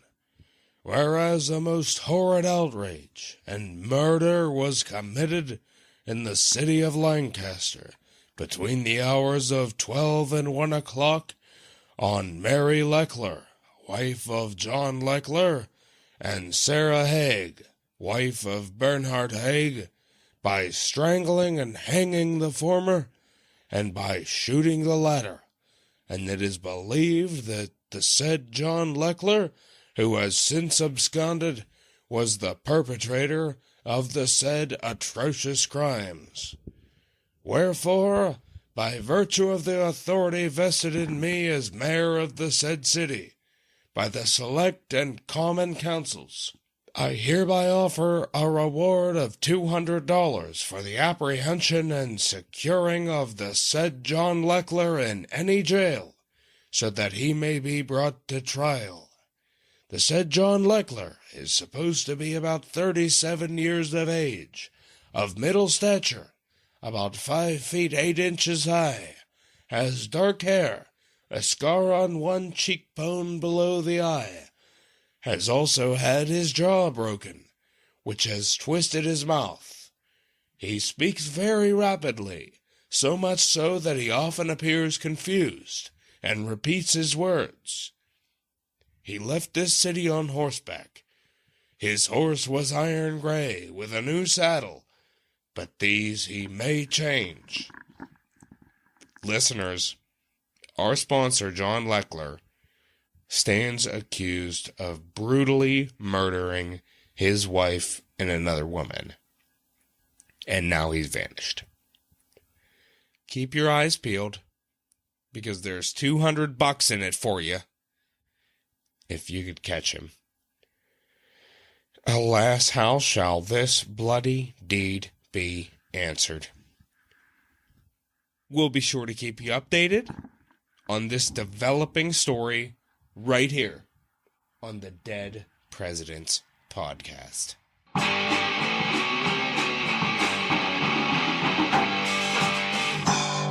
And we're back, and we're about to dive headfirst into the presidency of James Monroe, our fifth president, and the fifth subject of our show. Yeah, in episode 4, we talked about how the aftermath of the War of 1812 kind of brought about the end of our first two-party system. Yeah. Monroe was right in the center of that. You know, throughout the 1790s, he had been a very partisan politician. He opposed Federalist policies favoring a national bank and a standing army. The War of 1812 showed the Republicans the necessity of banks and armies, at least in some part. And Monroe was among the Republican leaders who recognized that they needed to incorporate these things into their platform. Well, yeah, because he was like, all right, well, if shit hits the fan, it's foolish not to have this as a part of it. Yeah, as much as we like to oppose banks and armies in theory, when the redcoats are coming, we need a little bit more substantial government here. We can't let them burn our capital and shit like that. So the bank and the army were two of the most hot button partisan issues, along with, do we side with Britain or France in the ongoing war between those powers? Yeah. That war also ends at the same time about as the War of 1812. So all these big partisan issues are kind of off the table now. Yeah. So that makes a big difference. Yeah, Monroe becomes president at the least partisan time. Yeah, it's the perfect time for somebody to become president. Yeah, since the very beginning of Washington's first term, it had never been even more so nonpartisan. Because Washington had the initial formative crap that he had to go through. Yeah.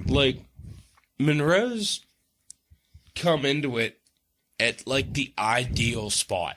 Really. Yeah, one of his first things when he becomes president is he goes on a big tour around the states, and he's very well received by everybody. One newspaper in the former Federalist stronghold of Boston declared it to be an era of good feelings. That's it. That's it. We're going to enter the era of good feelings with President James Monroe. Yeah, feelings are so good that in 1820, when Monroe runs for re-election, he's going to be totally unopposed. Yeah. There's going to be no candidate running against him. That's right. But in many ways, the good feelings aren't going to last, and issues are going to arise that are really going to put us on the path towards civil war some 40 years later. That's right. But the nonpartisanship was evident in Monroe's cabinet when he selected as his Secretary of State the very moderate independent Federalist John Quincy Adams. Yeah. The Secretary of War was John C. Calhoun of South Carolina. Yeah. Secretary of Treasury was William Crawford of Georgia, the guy who almost took the nomination away from Monroe. That's right. Brought into the cabinet. Attorney General was William Wirt, renowned for his eloquence. Well, Richard Rush first. Yeah. Richard Rush, he was Attorney General for a little bit. Then William Wirt. William Wirt was on the prosecution team that failed to convict Aaron Burr of treason in 1807. He argued some important cases before the Supreme Court. Big, important cabinet. A lot of those guys are big names that are going to play big roles. And there are a lot of up-and-coming names. Yeah, these are going to be the most... This is the new generation. Yeah, Monroe is the last member of the founding generation to be president. The next president is literally the son of a former president, and the next generation of presidents are going to be the sons of the revolutionary generation. Right. And they're going to be making names for themselves during Monroe's presidency. Yeah. So we're starting to see how the second generation is going to handle this new experiment in government. Mm-hmm.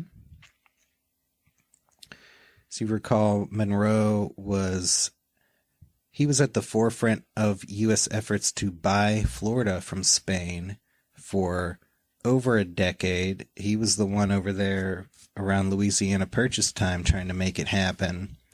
It didn't happen until Monroe becomes president. Some Seminole Indians are raiding out of Florida into U.S. territory with Spanish support and encouragement.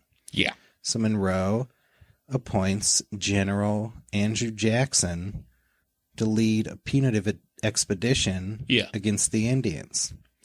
But Jackson, he didn't really find a lot of Indians when he went to Florida, but he had other things in mind. Yeah. Because Jackson, as much as America wanted Florida off Spain, nobody wanted it more than Andrew Jackson. In fact, that was Andrew Jackson almost got caught up in the Burr conspiracy because of how bad he wanted to invade Florida. He now finally gets his chance. So he basically... He takes initiative on it. He takes matters into his own hands and really exceeds his mandate. He attacks and seizes Pensacola, which is the capital of Florida.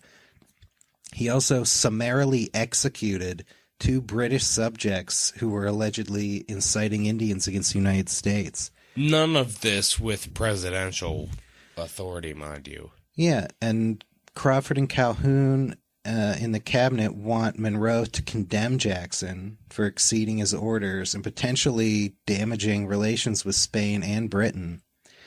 But John Quincy Adams urged Monroe to back Jackson because these harsh actions really had public support. Yeah. The American people had been itching to put the thumb in the eye of Spain and take Florida for decades almost. Now they had their chance. And now Jackson just went out and did it. And Adams thought, let's back him. Fuck it, yeah. This could strengthen our bargaining position. And Monroe agrees, and he backs up Jackson.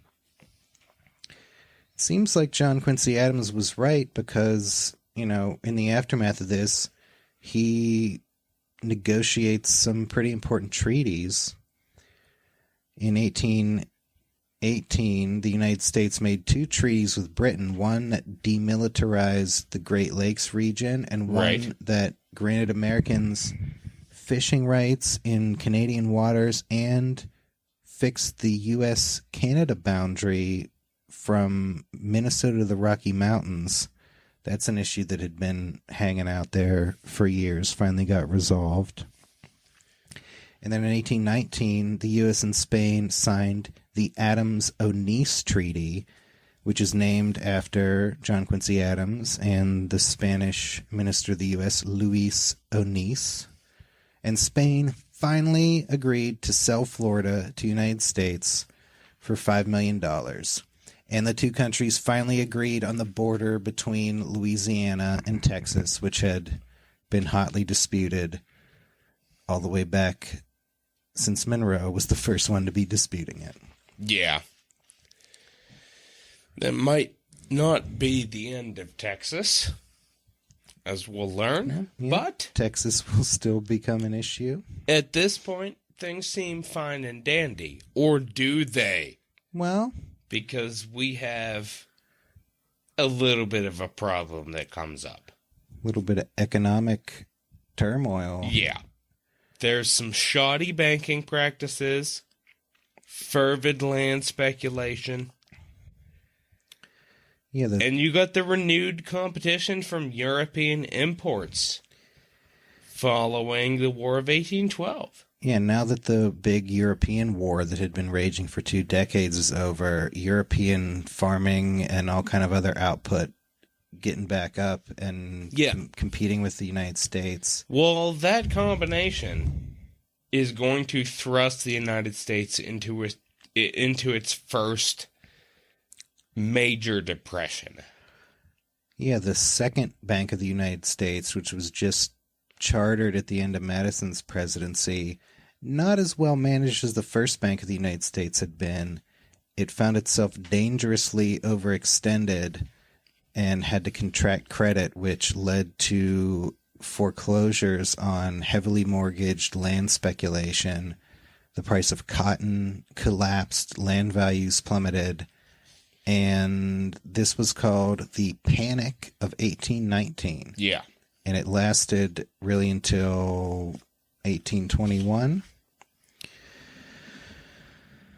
The Second Bank of the United States adopted a tight money policy, got itself back on a sound footing, but the damage reverberated throughout the country. Yeah. One critic said, the bank was saved and the people were ruined. Yeah. So that looks really, really bad coming up on an election year. Yeah, you'd think so, but it doesn't prompt even anybody to run against Monroe. That's it. We're Let's in the talk middle. about the election of 1820. Yeah. James Monroe is totally unopposed. Yep. For the first time since Washington. Mm-hmm. No opposition.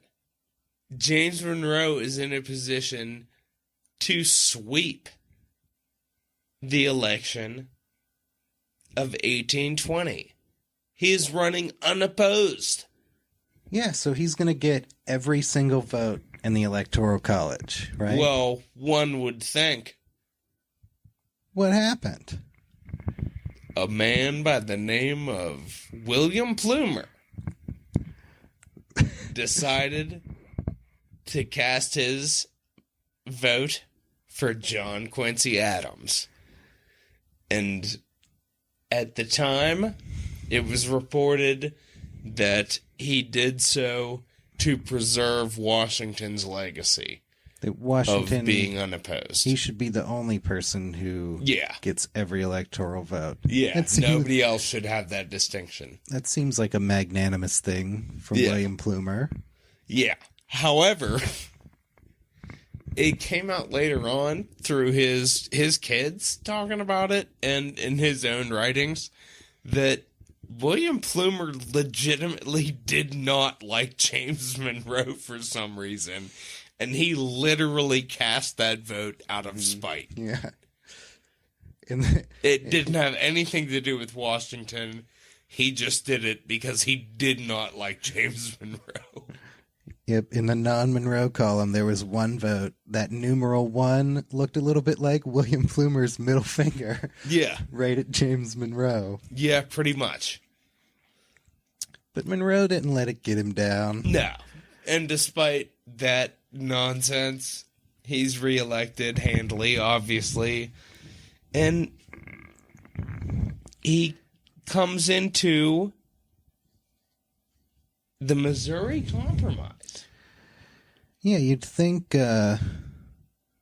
compromise, that sounds good. Everyone's getting along, right? Yeah. This is really where the good feelings dry up. Yep. They dry up real quick. They wilt and wither and end. And a bad feeling that begins curdling for 40 years right here. And there's not going to be any turning back from it.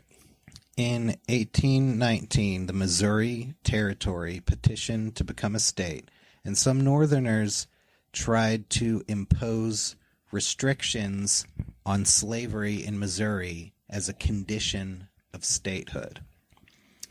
And now it's going to end what had been about a 30-year silence whereby slavery was an unmentionable subject in the federal government.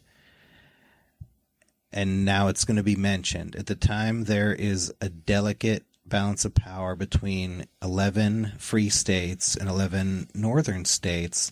The northern states opposed the expansion of slavery into the western territory that had been gained in Louisiana Purchase, while the southern states argued that slavery is a state issue and the federal government doesn't have power to make statehood conditional on slavery restrictions. Yeah. Some Republicans, including Monroe and ex-President Jefferson, viewed this as a Northern conspiracy aimed at, quote, consolidation. Consolidation was what they considered to be a conspiracy to consolidate all power in the federal government at the expense of the states. Right. And the Northerners, really hated how the so-called federal ratio, which was the 3/5 clause of the Constitution, gave slave states inflated power in the federal government, allowing them to count 3/5 of their slave population towards the number of representatives they get in Congress. Didn't seem right. And in the Electoral College. Gives them an unfair advantage. Congress was deadlocked on the issue of these slavery restrictions in Missouri. And at the same time, Maine, which had previously been a part of Massachusetts, petitioned to become a state in its own right. And so a compromise was reached, in part due to the leadership of Senator Henry Clay, who earned himself the nickname the Great Compromiser. That's it. And Henry Clay, he's going to keep popping up again and again. A master statesman. Yeah, he's going to be one of, if not the most important figures of the next 30 or so years. Truly. The deal was that Missouri would be admitted as a slave state and Maine as a free state, preserving the balance. And for future Western territories, they drew the Missouri Compromise line, which was a line that extended from the southern border of Missouri all the way west, and then everything north of that line would remain free of slavery. And Monroe, he believed this is placing restrictions on future states. Yeah. Above that line can't have slavery. Right. And Monroe thinks that's unconstitutional. The federal government can't place these limitations on states. He considered vetoing the compromise, but he believed that a veto could result in a civil war, so he signed it anyway. Yeah. And he probably, would have been right. It could have. If not at that time, this issue did result in the Civil War, so... Yeah, it eventually would, but could you imagine if it broke out into one then? What would that have been like? I don't know. It probably would have been our undoing because we would have been vulnerable to other nations that we'd recently pissed off. Yeah, and I think I think we would have been left open to getting, pretty much reconstituted as part of something else. Somebody could have swooped in. Yeah, or and taken advantage of us in our weakness. The South probably would have had a better chance of winning because the North... At that point, yeah. The North won the war with its superior industrial capacity, really. Yeah, well, that didn't exist yet. And it did not exist then. So, yeah. But this the Missouri Compromise fight is going to get refought multiple times as new states are being admitted. In 1850, they have the Compromise of 1850. And then in 1854, there's the Kansas-Nebraska Act, which violated the Missouri Compromise line. Yeah. After the Missouri question, good feelings turn bad. That's it. And we'll obviously be getting into that, like, much more in depth as we proceed in the series. But for now, let's talk about internal improvements. President Monroe encouraged improved transportation in the West, but he believed that in the absence of a constitutional amendment specifically authorizing such federal intervention, that canals, roads, all that sort of thing, any internal improvement, that's up to the states. Yeah. The president has the federal government has no say. Yeah, I think that was Madison's position as well. Exactly. But the West is growing impatient. And they're saying that this is like legal hair splitting. They point out that the government had no problem constructing lighthouses and other coastal improvements to facilitate trade along the eastern seaboard. So they're going to use that and say, like, well, what the fuck? You did this, but you're not going to do for us. We got a beef. So Henry Clay denounced the apparent double standard. And in 1822, Congress passed a bill authorizing federal construction and maintenance of toll booths on the Cumberland Road. The proceeds were to finance the westward extension of the highway. Monroe exercised his only presidential veto in killing this measure. Yeah, that's something that's going to remain an issue. And because Henry Clay is not going to give up on that kind of thing. No, he's not. That's going to be a big part of Clay's program going forward. We're looking at we're looking at, like, hey, it's the era of good feelings and shit, but hey, we might have a party split coming up. Yeah, it's not going to be the last time that Henry Clay as a president veto his internal improvements. No. So we're looking at some change in the wind. Yeah. Brewing on the horizon. But we're gonna end Monroe's presidency on a higher note. Yeah. In James Monroe's 1823 State of the Union address, he laid out what became one of the most important principles of American foreign policy to this day ever. In the preceding decade, Mexico and most of Spain's South American colonies had won their independence, and Monroe, he recognized them as independent nations during his presidency. And also Russia, who owned Alaska at the time, they were maybe making a little bit of noise. The U.S. feared that Russia was going to try to extend its claims into the Oregon Territory, which is a land that was already claimed by the United States, the British, and the United States. Spain wanted to have some of them in there. Not to mention the fact that there were already people living there. Yeah. The Native Americans.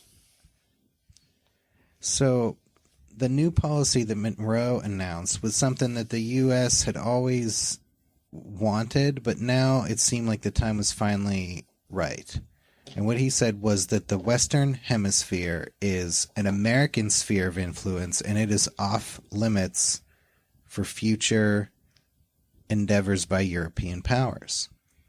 This is what is known as the Monroe Doctrine. Yeah. You might have, started the Monroe episode thinking, well, I've heard of the Monroe Doctrine. When are they going to get to the Monroe Doctrine? Well, we're getting to it now. Here it is. It's like the crowning achievement of his presidency. It is. And it was really John Quincy Adams, the Secretary of State, did a lot of the drafting of it. We should say that. We should say that John Quincy Adams is due more credit At least for of the Monroe Doctrine. At least of the detail. And yeah. But Monroe, he was the president. He's the one who stood up there in front of the world and announced it.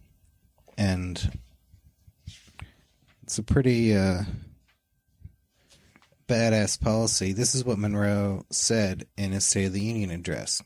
The occasion has been judged proper for asserting as a principle in which the rights and interests of the United States are involved, that the American continents, by the free and independent condition which they have assumed and maintained, and henceforth not to be considered as subjects for future colonization by any European powers. We owe it, therefore, to candor and to the amicable relations existing between the United States and those powers to declare that we should consider any attempt on their part to extend their system to any portion of this hemisphere as dangerous to our peace and safety. With the existing colonies or dependencies of any European power, we have not interfered and shall not interfere. But with the governments who have declared their independence and maintained it, and whose independence we have, on great consideration and on just principles, acknowledged, we could not view any interposition for the purpose of oppressing them or controlling in any other manner their destiny by any European power in any other light than as the manifestation of an unfriendly disposition toward the United States. Boom. James Monroe drops the mic and walks off stage and announced a change in how the world needs to be looking at the United States. Yeah. We're not some second-rate power anymore. No. This is our hemisphere. Yeah. Watch out. Yeah, he pretty much tried to assert our power. Was it preemptive? Maybe. But bold, brazen. Yeah, it was just a warning. Yeah. Some of the European powers were pissed, but Britain supported it because Britain wanted the former Spanish colonies to remain independent so Britain could dominate trade with them. So the fact that Britain was on board with this really helped carry it from the beginning. Yeah. And Jim, the Monroe Doctrine wasn't a flash in the pan thing. No, this keeps coming up again and again. Why don't you remind our listeners how many times this keeps popping up? Well, a ton of times, but some of the notable ones. The Monroe Doctrine was cited by James K. Polk, our 11th president, when he asserted the U.S. rights to the Oregon Territory. That whole big clusterfuck of powers trying to claim the Oregon Territory. Yeah. Monroe Doctrine says it's ours, and James K. Polk asserted that when he got us a big, nice chunk of it. Yeah. It was cited as justification. But we'll get into that later. Yeah. It was cited as a justification for the Spanish-American War, another instance of us kicking European powers out of our hemisphere. Yeah. In 1902, Venezuela tried to repudiate its foreign debt, and it was blockaded by British, Italian, and German ships. President Theodore Roosevelt cited the Monroe Doctrine in getting all those parties to submit their dispute to arbitration by Teddy Roosevelt and the United States, and they produced a settlement. TR then announced the Roosevelt Corollary to the Monroe Doctrine, which asserted that the United States had a right to exercise an international police power and intervene in other Western Hemisphere countries to maintain stability. That's it. Yeah, I've heard that, almost in the post-Cold War era, that the Monroe Doctrine almost applies to the whole world. Yeah. That the United States sees itself as the preeminent superpower in charge of the whole world, and the way it views its role is very similar to what the Monroe Doctrine was for the Western Hemisphere. Yeah. Basically, that this is our sphere of influence, and nobody else can come in and mess with things. No. We ain't gonna have that. So, this is gonna bring us to the end of James Monroe's presidency. He didn't have too bad of a time, really. There was a bit of a panic. There were a couple of speed bumps. The Panic of 1819, like that depression lasted until 1821, so the things that they were able to do helped to curb it. Yeah. So Monroe really had a nice, pretty peaceable reign. Yeah, the Missouri Compromise was, more of a presage of bad things to come. They worked their way through it under Monroe's presidency and trucked ahead intact. And, by the end, the United States found itself in a position to step up and assert itself on the world stage. And that was Monroe directing those efforts. That's it. James Monroe helped to put us on the world stage. Yep, he was involved from at least, if not to help put us on the world stage, he helped to establish us on the world stage. Yeah.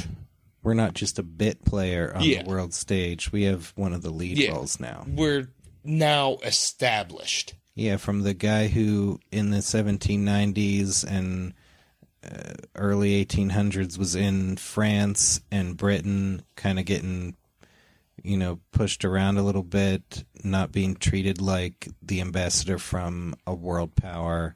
By the time he's done being president, nobody's going to mistake the United States for a second-rate nation anymore. Certainly not.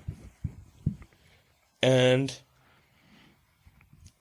that's going to bring us to the end of the presidency of James Monroe.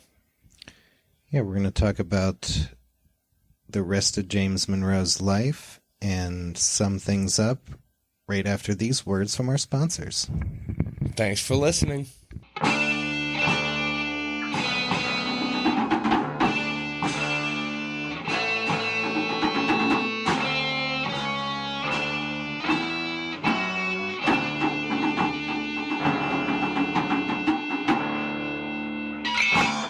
The Dead Presidents Podcast is brought to you in part by Solomon Porter. For sale, 49 hogsheads of good old rum and 2 pounds of sugar, imported in the brig Columbine by Solomon Porter. Listeners, did you know a hogshead is a barrel? Solomon Porter is sitting on 49 hogsheads of good old rum. Not the cheap stuff, James. This stuff is from the West Indies, and you know it's high quality when it comes from Solomon Porter. He is the official importer of the Dead Presidents Podcast. Listeners, do you want to be the life of the party? Of course you do. So get yourself a hogshead of good old rum today. It's gonna sell out quick. Now an important message from our sponsor, Stephen Kimball. Whereas my wife, Esther Matilda, has eloped from my bed and board without any just provocation and refused to return, therefore I forbid all persons harboring or trusting her on my account, as I will not pay any debts of her contracting after this date. Oh, I can't believe this. How could she so coldly ignore his pleas to return to his bed and board. Wait, what's this? Oh, I'm told we have a new last-minute sponsor. Oh, whoa. It is Esther Matilda Kimball, who has an important message of her own in response to that last ad. This is wild. To Stephen Kimball, you accuse me of eloping? Who should not when you have turned me out of doors? Your bed I never left, for you had none, unless you call a bottle of rum a bed. Ooh! Board was not much, for you had not much to eat. Oh. You might have saved the cost of advertising, for no person will trust you on your own account. And I forbid any persons trusting you on mine, as I will pay no debts of your contracting. Wow! I write this to let people know that if I was foolish for marrying you, that your ill usage has learnt me some wit. Damn! Oh my God, Esther Matilda Kimball dropping a wicked burn. Wicked on Stephen burn. Kimball. He's just been lambasted in full view of the public. He'll undoubtedly take solace with his only remaining friend, the Demon Rum. Yeah, he's been savaged. Luckily, Solomon Porter has hogsheads upon hogsheads of the stuff, more than enough to drown the sorrows of our unfortunate sponsor, Stephen Kimball. Well, he could have at that. Crazy stuff. And we're used to seeing that on the Dead Presidents podcast, but, well, we're not used to seeing something this crazy, James. We have an incredible update here. New sponsor? Yeah. We're sponsored, and we're proud to be sponsored, by Samuel Carpenter, who was just published and made available for sale, The Dying Confession of John Leckler. You remember our sponsor, John Leckler, accused of double murder? Well, he's been apprehended, tried, convicted, and hanged by the neck until dead. But not before he wrote a full confession of his most grievous crimes, which we have hot off the presses. Yeah, it seems that on the night of September 25th, 1821, John Leckler came home early from a business trip to find his wife Mary in a most compromised state. Oh, dear. With his close friend and neighbor, Bernard Haig. She admitted that the affair had been going on for 18 months. Oh, dear. Haig offered Leckler $400 to keep the matter quiet, lest it ruin both their families. But Leckler would have none of that, and he placed the ad that you heard earlier on our show. That's right. Mary Leckler proposed a separation, but he refused, knowing she'd just end up back in bed with Bernard Haig. John Leckler tried to get on with life, but it was too much to bear, and he swore revenge. It all came to a tragic climax on the night of April 1st, 1822. Here's an excerpt from The Dying Confession of John Leckler. I jumped around and fastened both my hands at my wife's throat. She murmured out hoarsely as if straining for breath. I dragged her out of the bed on the floor and still continued holding her by the throat. I rocked it a little, and it was quiet. I think my wife would have came to life again, but I immediately took her right hand in mine and put my foot on her throat as she lay on the floor until I thought she was dead. I dragged the body over the garret floor to the workbench, put the rope round her neck, and hung her up to the collar beam, where I left her in the manner she was found hanged by the witnesses. I then took two of my pistols and ran toward Lancaster with an intention to shoot Haig. I came down the back alley behind his house, jumped over the fence, and went up the stairs into the kitchen.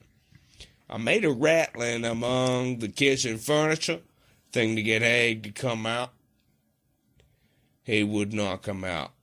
But I heard him approach the door, and he said, "Who's out there?"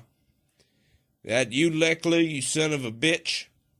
He was in at the door, and I moved softly towards it and Placed my pistols one at each side about the height of a man's breast, thinking to make sure of killing him.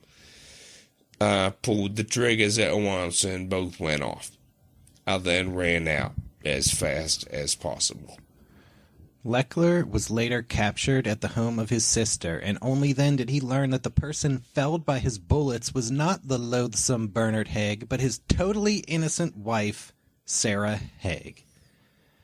With his last words, John Leckler said, My mother used to tell me when I was a boy that I would be hung. I never paid any attention to or cared what she told me. Poor woman prophesied too true. I shudder when I think of it. I now have nothing more to do on earth but to prepare for eternity. I deserve my fate. I forgive all my enemies, and I hope they will forgive and pity the unfortunate Leckler. I will now prepare to die, and bid the world an affectionate farewell. That's just a taste of the 16-page dying confession of John Leckler, for sale by our sponsor, Samuel Carpenter. All proceeds benefit the Lecklers' children. Yeah. Did you know the Lecklers had 6 children, all now orphans? Did you know that the youngest of those children looks suspiciously like Bernard Haig? Ooh. You can find out all the juicy details if you check us out on Twitter at Dead Prez Podcast. That's Prez with a Z, where we have the actual dying confession of John Leckler as published during James Monroe's presidency. You don't want to miss that.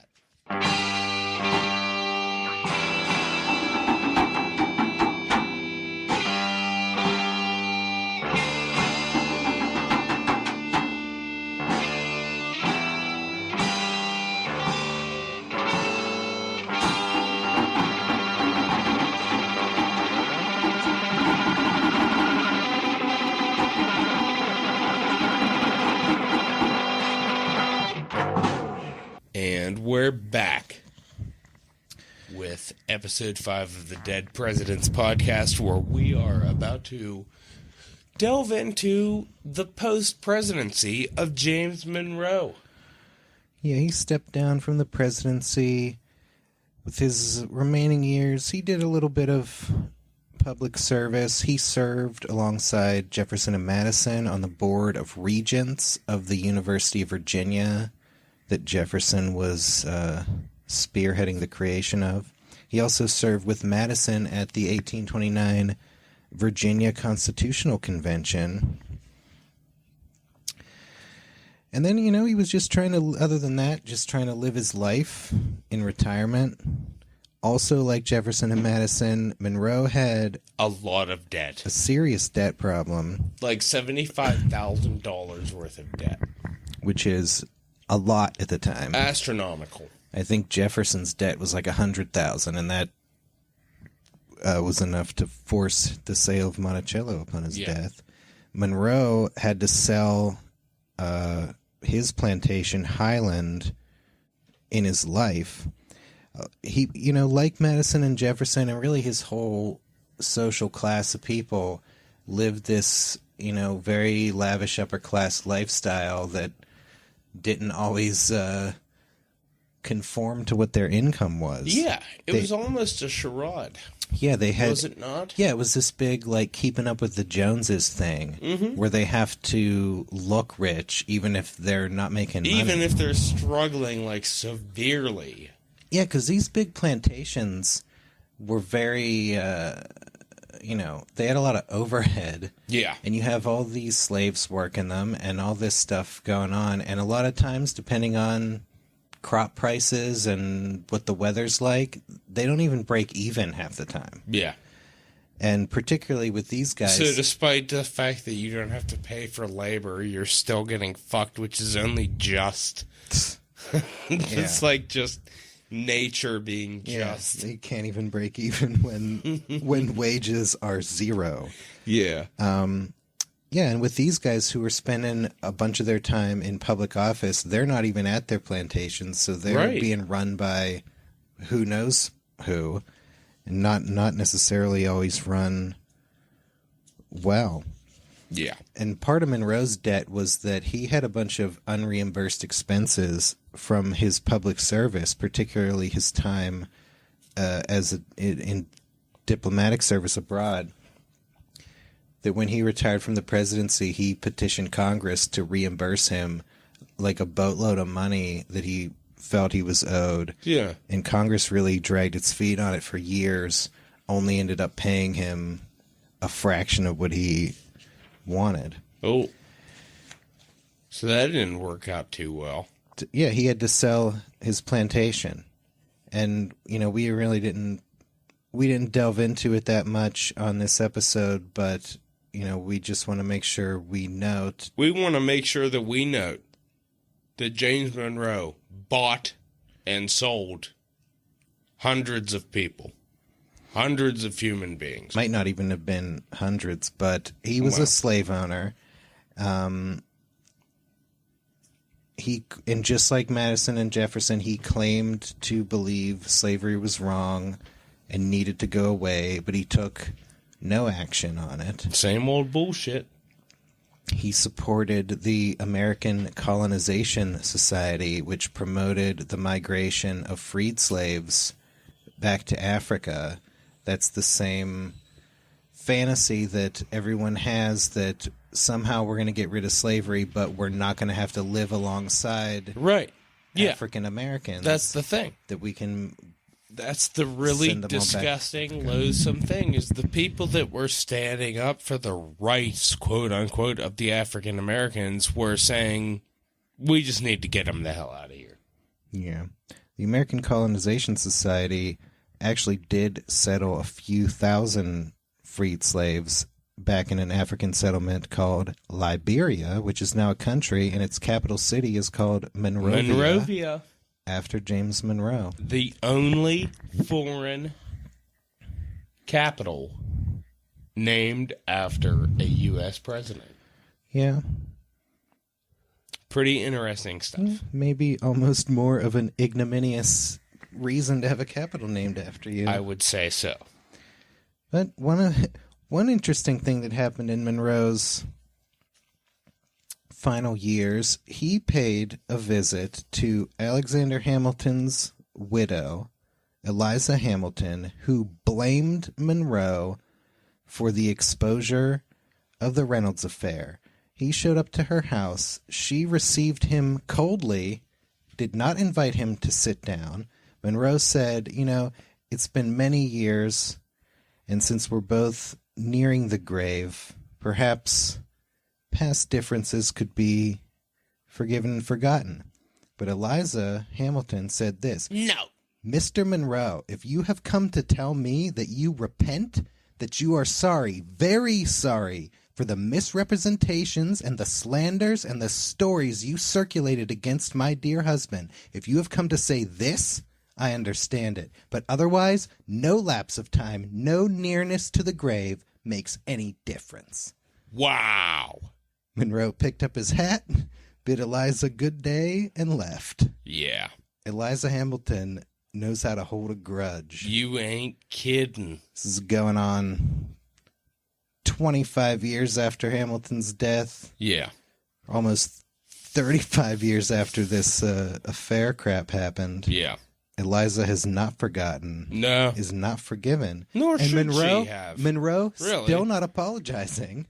Yeah. Still never copped to being the one who let the documents get out. Nope.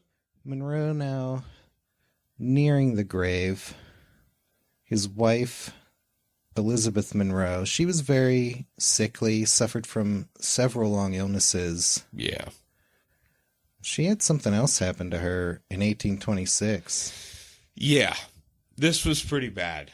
She had a violent seizure, like an epileptic fit, that resulted in her falling into the lit fireplace and sustaining severe burns. She fell into the fire. Yeah. Oh my God. Yeah. That's horrific. Yeah, and she did not necessarily recover from it. She lived a couple more years, but she did not recover from that massive stroke and her subsequent dance in the fire. Wow. That's so crazy that she would just fall into a fire. Yeah. One could develop suspicion. Maybe she didn't fall into that fire. Maybe she was pushed. Was it an accident? Or was it murder? Attempted murder. Right. Almost consummated. You know, we've looked through all the history books, couldn't find anything about this, but we here at the Dead Presidents Podcast remain suspicious. And we believe we have uncovered a motive and a suspect. Who had reason to push Mrs. Monroe into the fire? Who had reason to want to destroy the domestic marital bliss of the Monroes? Well, I'm thinking it might have been Eliza Hamilton. I'm thinking so too, James. She was still pissed all these years later Sure was. of how her marriage got dragged through the mud because of Monroe. Yep. I think she might wanted to, Exact some form of vengeance. yeah. You know, in the musical Hamilton, Eliza throws letters into the fire. Yeah. She just likes burning things. Well, She burned a bunch of her correspondence. Maybe she did it to Elizabeth Monroe as well. yeah. We don't have any evidence in that, but We support the claim. prove that it didn't happen. Right. Come on. We dare you. Well, that's a bit of fun, but the last thing we got to talk about is Monroe's death. Yeah, We spoiler alerted his death at the beginning of the podcast. we did. Just like Adams and Jefferson, he died on July 4th Weird. in 1831, 55 years after the Declaration of Independence, and 5 5 years after, Adams and Jefferson. yep, 3 presidents in a row. We don't want to jump to conclusions here at the Dead Presidents Podcast, but dare we say suicidal pact? Yeah, maybe. It's the deal he made with Adams and Jefferson. Or the deal And then- that was made with Satan? Yeah. Yeah, and then as we talked about at the beginning, Madison had an opportunity 5 years later to try to die on the 4th as well. He breached the pact. He breached the pact Yeah. and broke the curse. Monroe, he died from heart failure and tuberculosis. Yeah. He was pretty old. Yeah. And interestingly, his last words were in reference to his old friend and rival, James Madison. He said, "I regret that I should leave this world without again beholding him." Wow. That's interesting that, you know, in his last moments, James Madison was on his mind. This Yeah. guy who had been his friend and then his opponent in a couple different elections, his friend again. They were on the outs at a couple different points. Yeah. But ultimately, they had a bond that Monroe took to the brink of the grave. Well, and I think that they ought to have had, like, a connection because when you look at the founding father presidents, Monroe and Madison are the ones that it's like the cleanup crew after the big names, you know? Yeah. Yeah, they're a little bit below, you know, Washington and Jefferson in the Which isn't fame, right. in fame, and you know, Madison and Monroe aren't on Mount Rushmore. Yeah. And, like, that's not necessarily, like, just, but, you know, it is what it is. Yeah, but they were stuck being the ones to kind of clean up some of the messes of the first few presidents when they... But they had to surely helped to establish what we were as a nation. Yeah, they had to... Like, we've talked about Madison in the War of 1812, and we're talking about Monroe now, basically, like, winning the peace. Yeah, he was... Yeah, he's the last of the founders who was president. And really, yeah, his presidency is kind of the end of an era and the beginning of a new era. They kind of overcame, Monroe and Madison kind of overcame some of the biggest challenges of the first few presidencies by healing the partisan divide and resolving the issues with Britain. But then, the next, the big issue is the issue of slavery that they never dealt with. Yeah. And perhaps our sixth president, John Quincy Adams, will be the one who really steps up and starts trying to deal with that issue. Yeah. John Quincy Adams is kind of the bridge between the initial run of founding father presidents and the new generation. Yeah. Also, before we finish up, we want to note that we visited Monroe's home, Highland in Virginia, that he was forced to sell. That's right next door to Jefferson's Monticello. So, if you're ever in the area, Monticello, Montpelier, and Highland, all right next to each other. Yeah.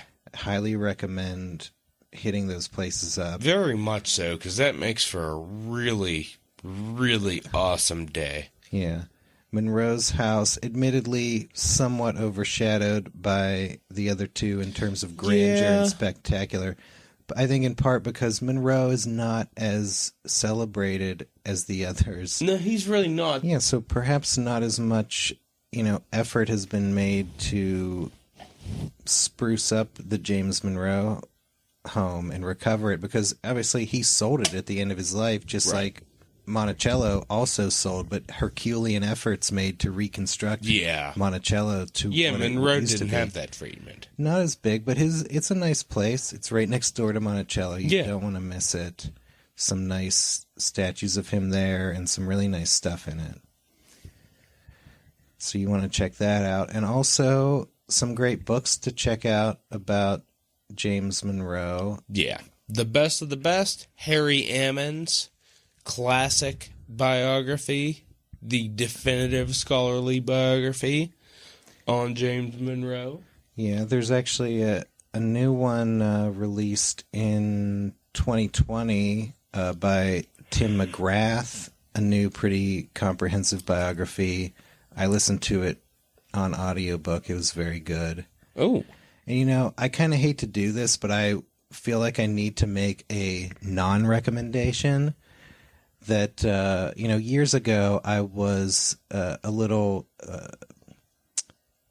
reticent by the long length of the Harry Ammon Monroe biography. And I wanted to read a shorter one, so I read the one by Harlow Giles Unger, who's actually written a lot of books about early American historical figures. Yeah. And I got to say, this book, of any history book I've read, was so ridiculously pro-Monroe.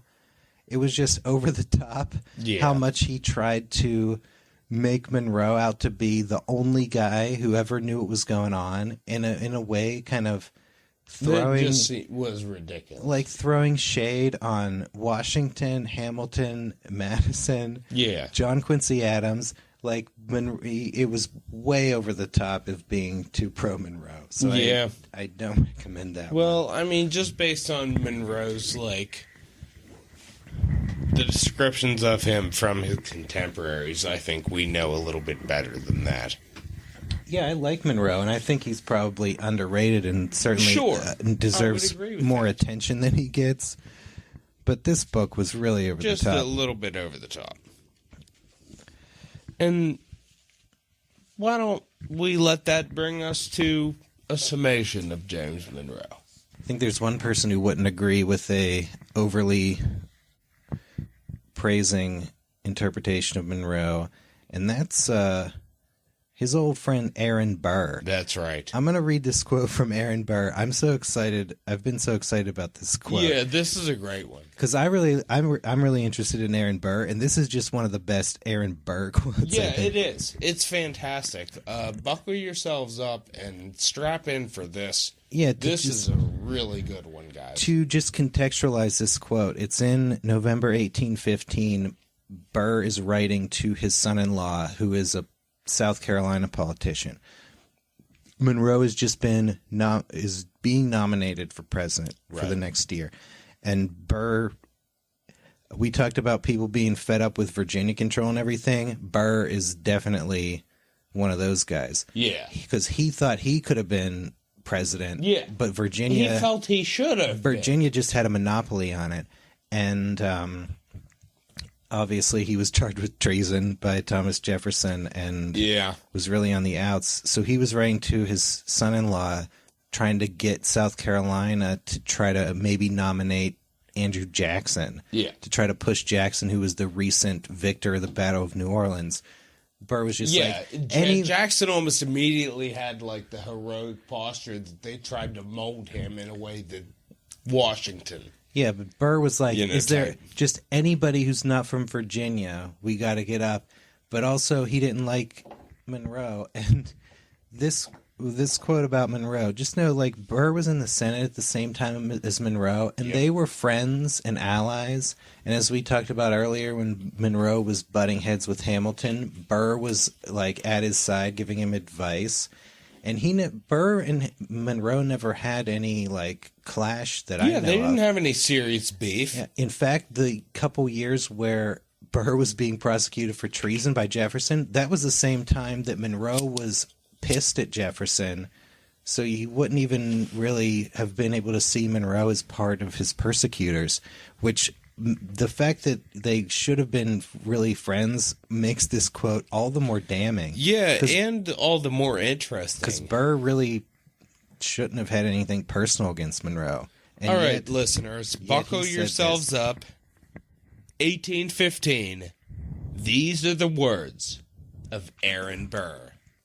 Independently of the manner of the nomination and of the location of the candidate, the man himself is one of the most improper and incompetent that could have been selected.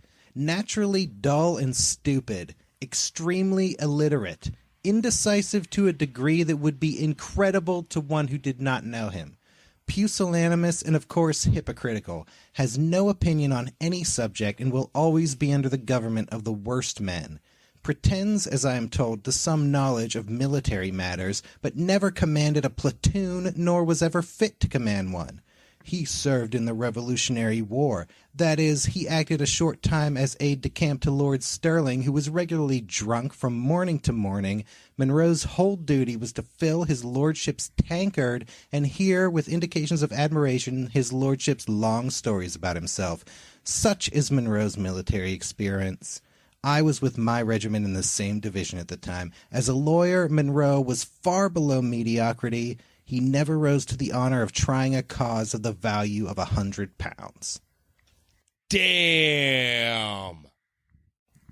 Burr ripping into Monroe. Yeah. Pretty seriously ripping. Not a big fan of his talents. And if that wasn't bad enough, you got none other than George Washington speaking against him. And this is a quote from 1797. Mm-hmm. So a little bit earlier. But when George Washington talks against you, you gotta listen. Yeah. If Mr. Monroe should ever fill the chair of government, he may, and it is presumed he would be well enough disposed, let the French minister frame his speeches. There is abundant evidence of his being a mere tool in the hands of the French government. Wow. Washington said that in 1797. Yeah, that was right after Monroe was sacked from French minister, so right. Washington not really a big fan of him at that time. No. Even though he said nice things about him in the Revolutionary War. And that's something to think about, too. Like, So that was serious, and like Monroe bounced back from that. Yeah, I wonder if that So was... that says something about him. Yeah, I wonder if that was in a private letter, because... I feel like it would have had to. Frankly, I don't think Monroe knew that was said about him. And frankly, if that was public, it could have killed Monroe's career. Yeah, because it's Washington saying it. Yeah. That would be... I don't think Washington would just, like... Yeah, I don't think he would gratuitously slam people publicly. Yeah, I think when Monroe got back from France, he wrote, like, a big pamphlet or something criticizing U.S. foreign policy. And that's probably what that was in response to. Well, does anybody have anything good to say about James Monroe, Jim? Yeah, we have John C. Calhoun. He said about Monroe, though not brilliant, few men were his equals in wisdom, firmness, and devotion to the country. He had a wonderful intellectual patience, and could, above all men that I ever knew, when called upon to decide an important point, could hold the subject immovably fixed under his attention until he had mastered it in all of its relations. It was mainly to this admirable quality that he owed his highly accurate judgment. I have known many much more rapid in reaching a conclusion, but few with a certainty so unerring. Very nice. Those are kind words. Those are. And we got some more kind words from John Quincy Adams in the same year. There behold him for a term of 8 years, strengthening his country for defense by a system of combined fortifications, military and naval, sustaining her rights, her dignity and honor abroad, soothing her dissension, and conciliating her acerbities at home, controlling by a firm though peaceful policy the hostile spirit of the European alliance against Republican South America, extorting by the mild compulsion of reason the shores of the Pacific from the stipulated acknowledgment of Spain, and leading back the imperial autocrat of the North to his lawful boundaries from his hastily asserted dominion over the Southern Ocean, thus strengthening and consolidating the federative edifice of his country's union, till he was entitled to say, like Augustus Caesar of his imperial city, that he had found her built of brick and left her constructed of marble. That's John Quincy Adams. That's high praise. In the same year, 1831. And so we have Washington's negative quote, maybe motivated by a little partisan policy clash. Burr's negative quote, maybe a little jealousy behind it. But then the guys who worked in the cabinet with him spoke very highly of him. Yeah. And, like, early on, especially, like, 1787, Thomas Jefferson said, "Turn his soul wrong side outwards, and there is not a speck on it." This is a guy that he really did. He was respected. He wasn't the greatest intellect. He wasn't the best mind. But he was steady. He was steady and worthy of respect. He was solid. And those that were much more mentally formidable respected him. He held his own against the legends of our country's founding. So that's James Monroe. That's James Monroe, and we hope that we have helped to unravel a bit of an enigma here, because James Monroe is one of those presidents that, amidst the Founding Fathers, kind of just, he gets overlooked. Yep. So hopefully this episode kind of brought him to life a little bit. Yep. We've brought James Monroe to life in words, and now he will be brought to life in music by your favorite band and ours, the Constitutionalists. Here is James Monroe. Thanks for listening, and we'll see you next time.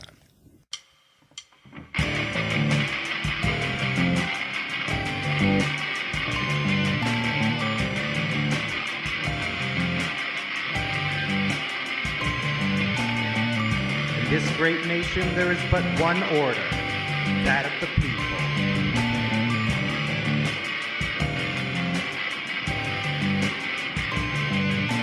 The best form of government is that which is most likely to prevent the greatest sum of evil.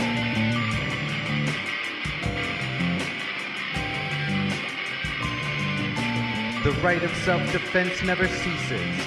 It is among the most sacred, and alike necessary to nations and individuals. The circulation of confidence is better than the circulation of money.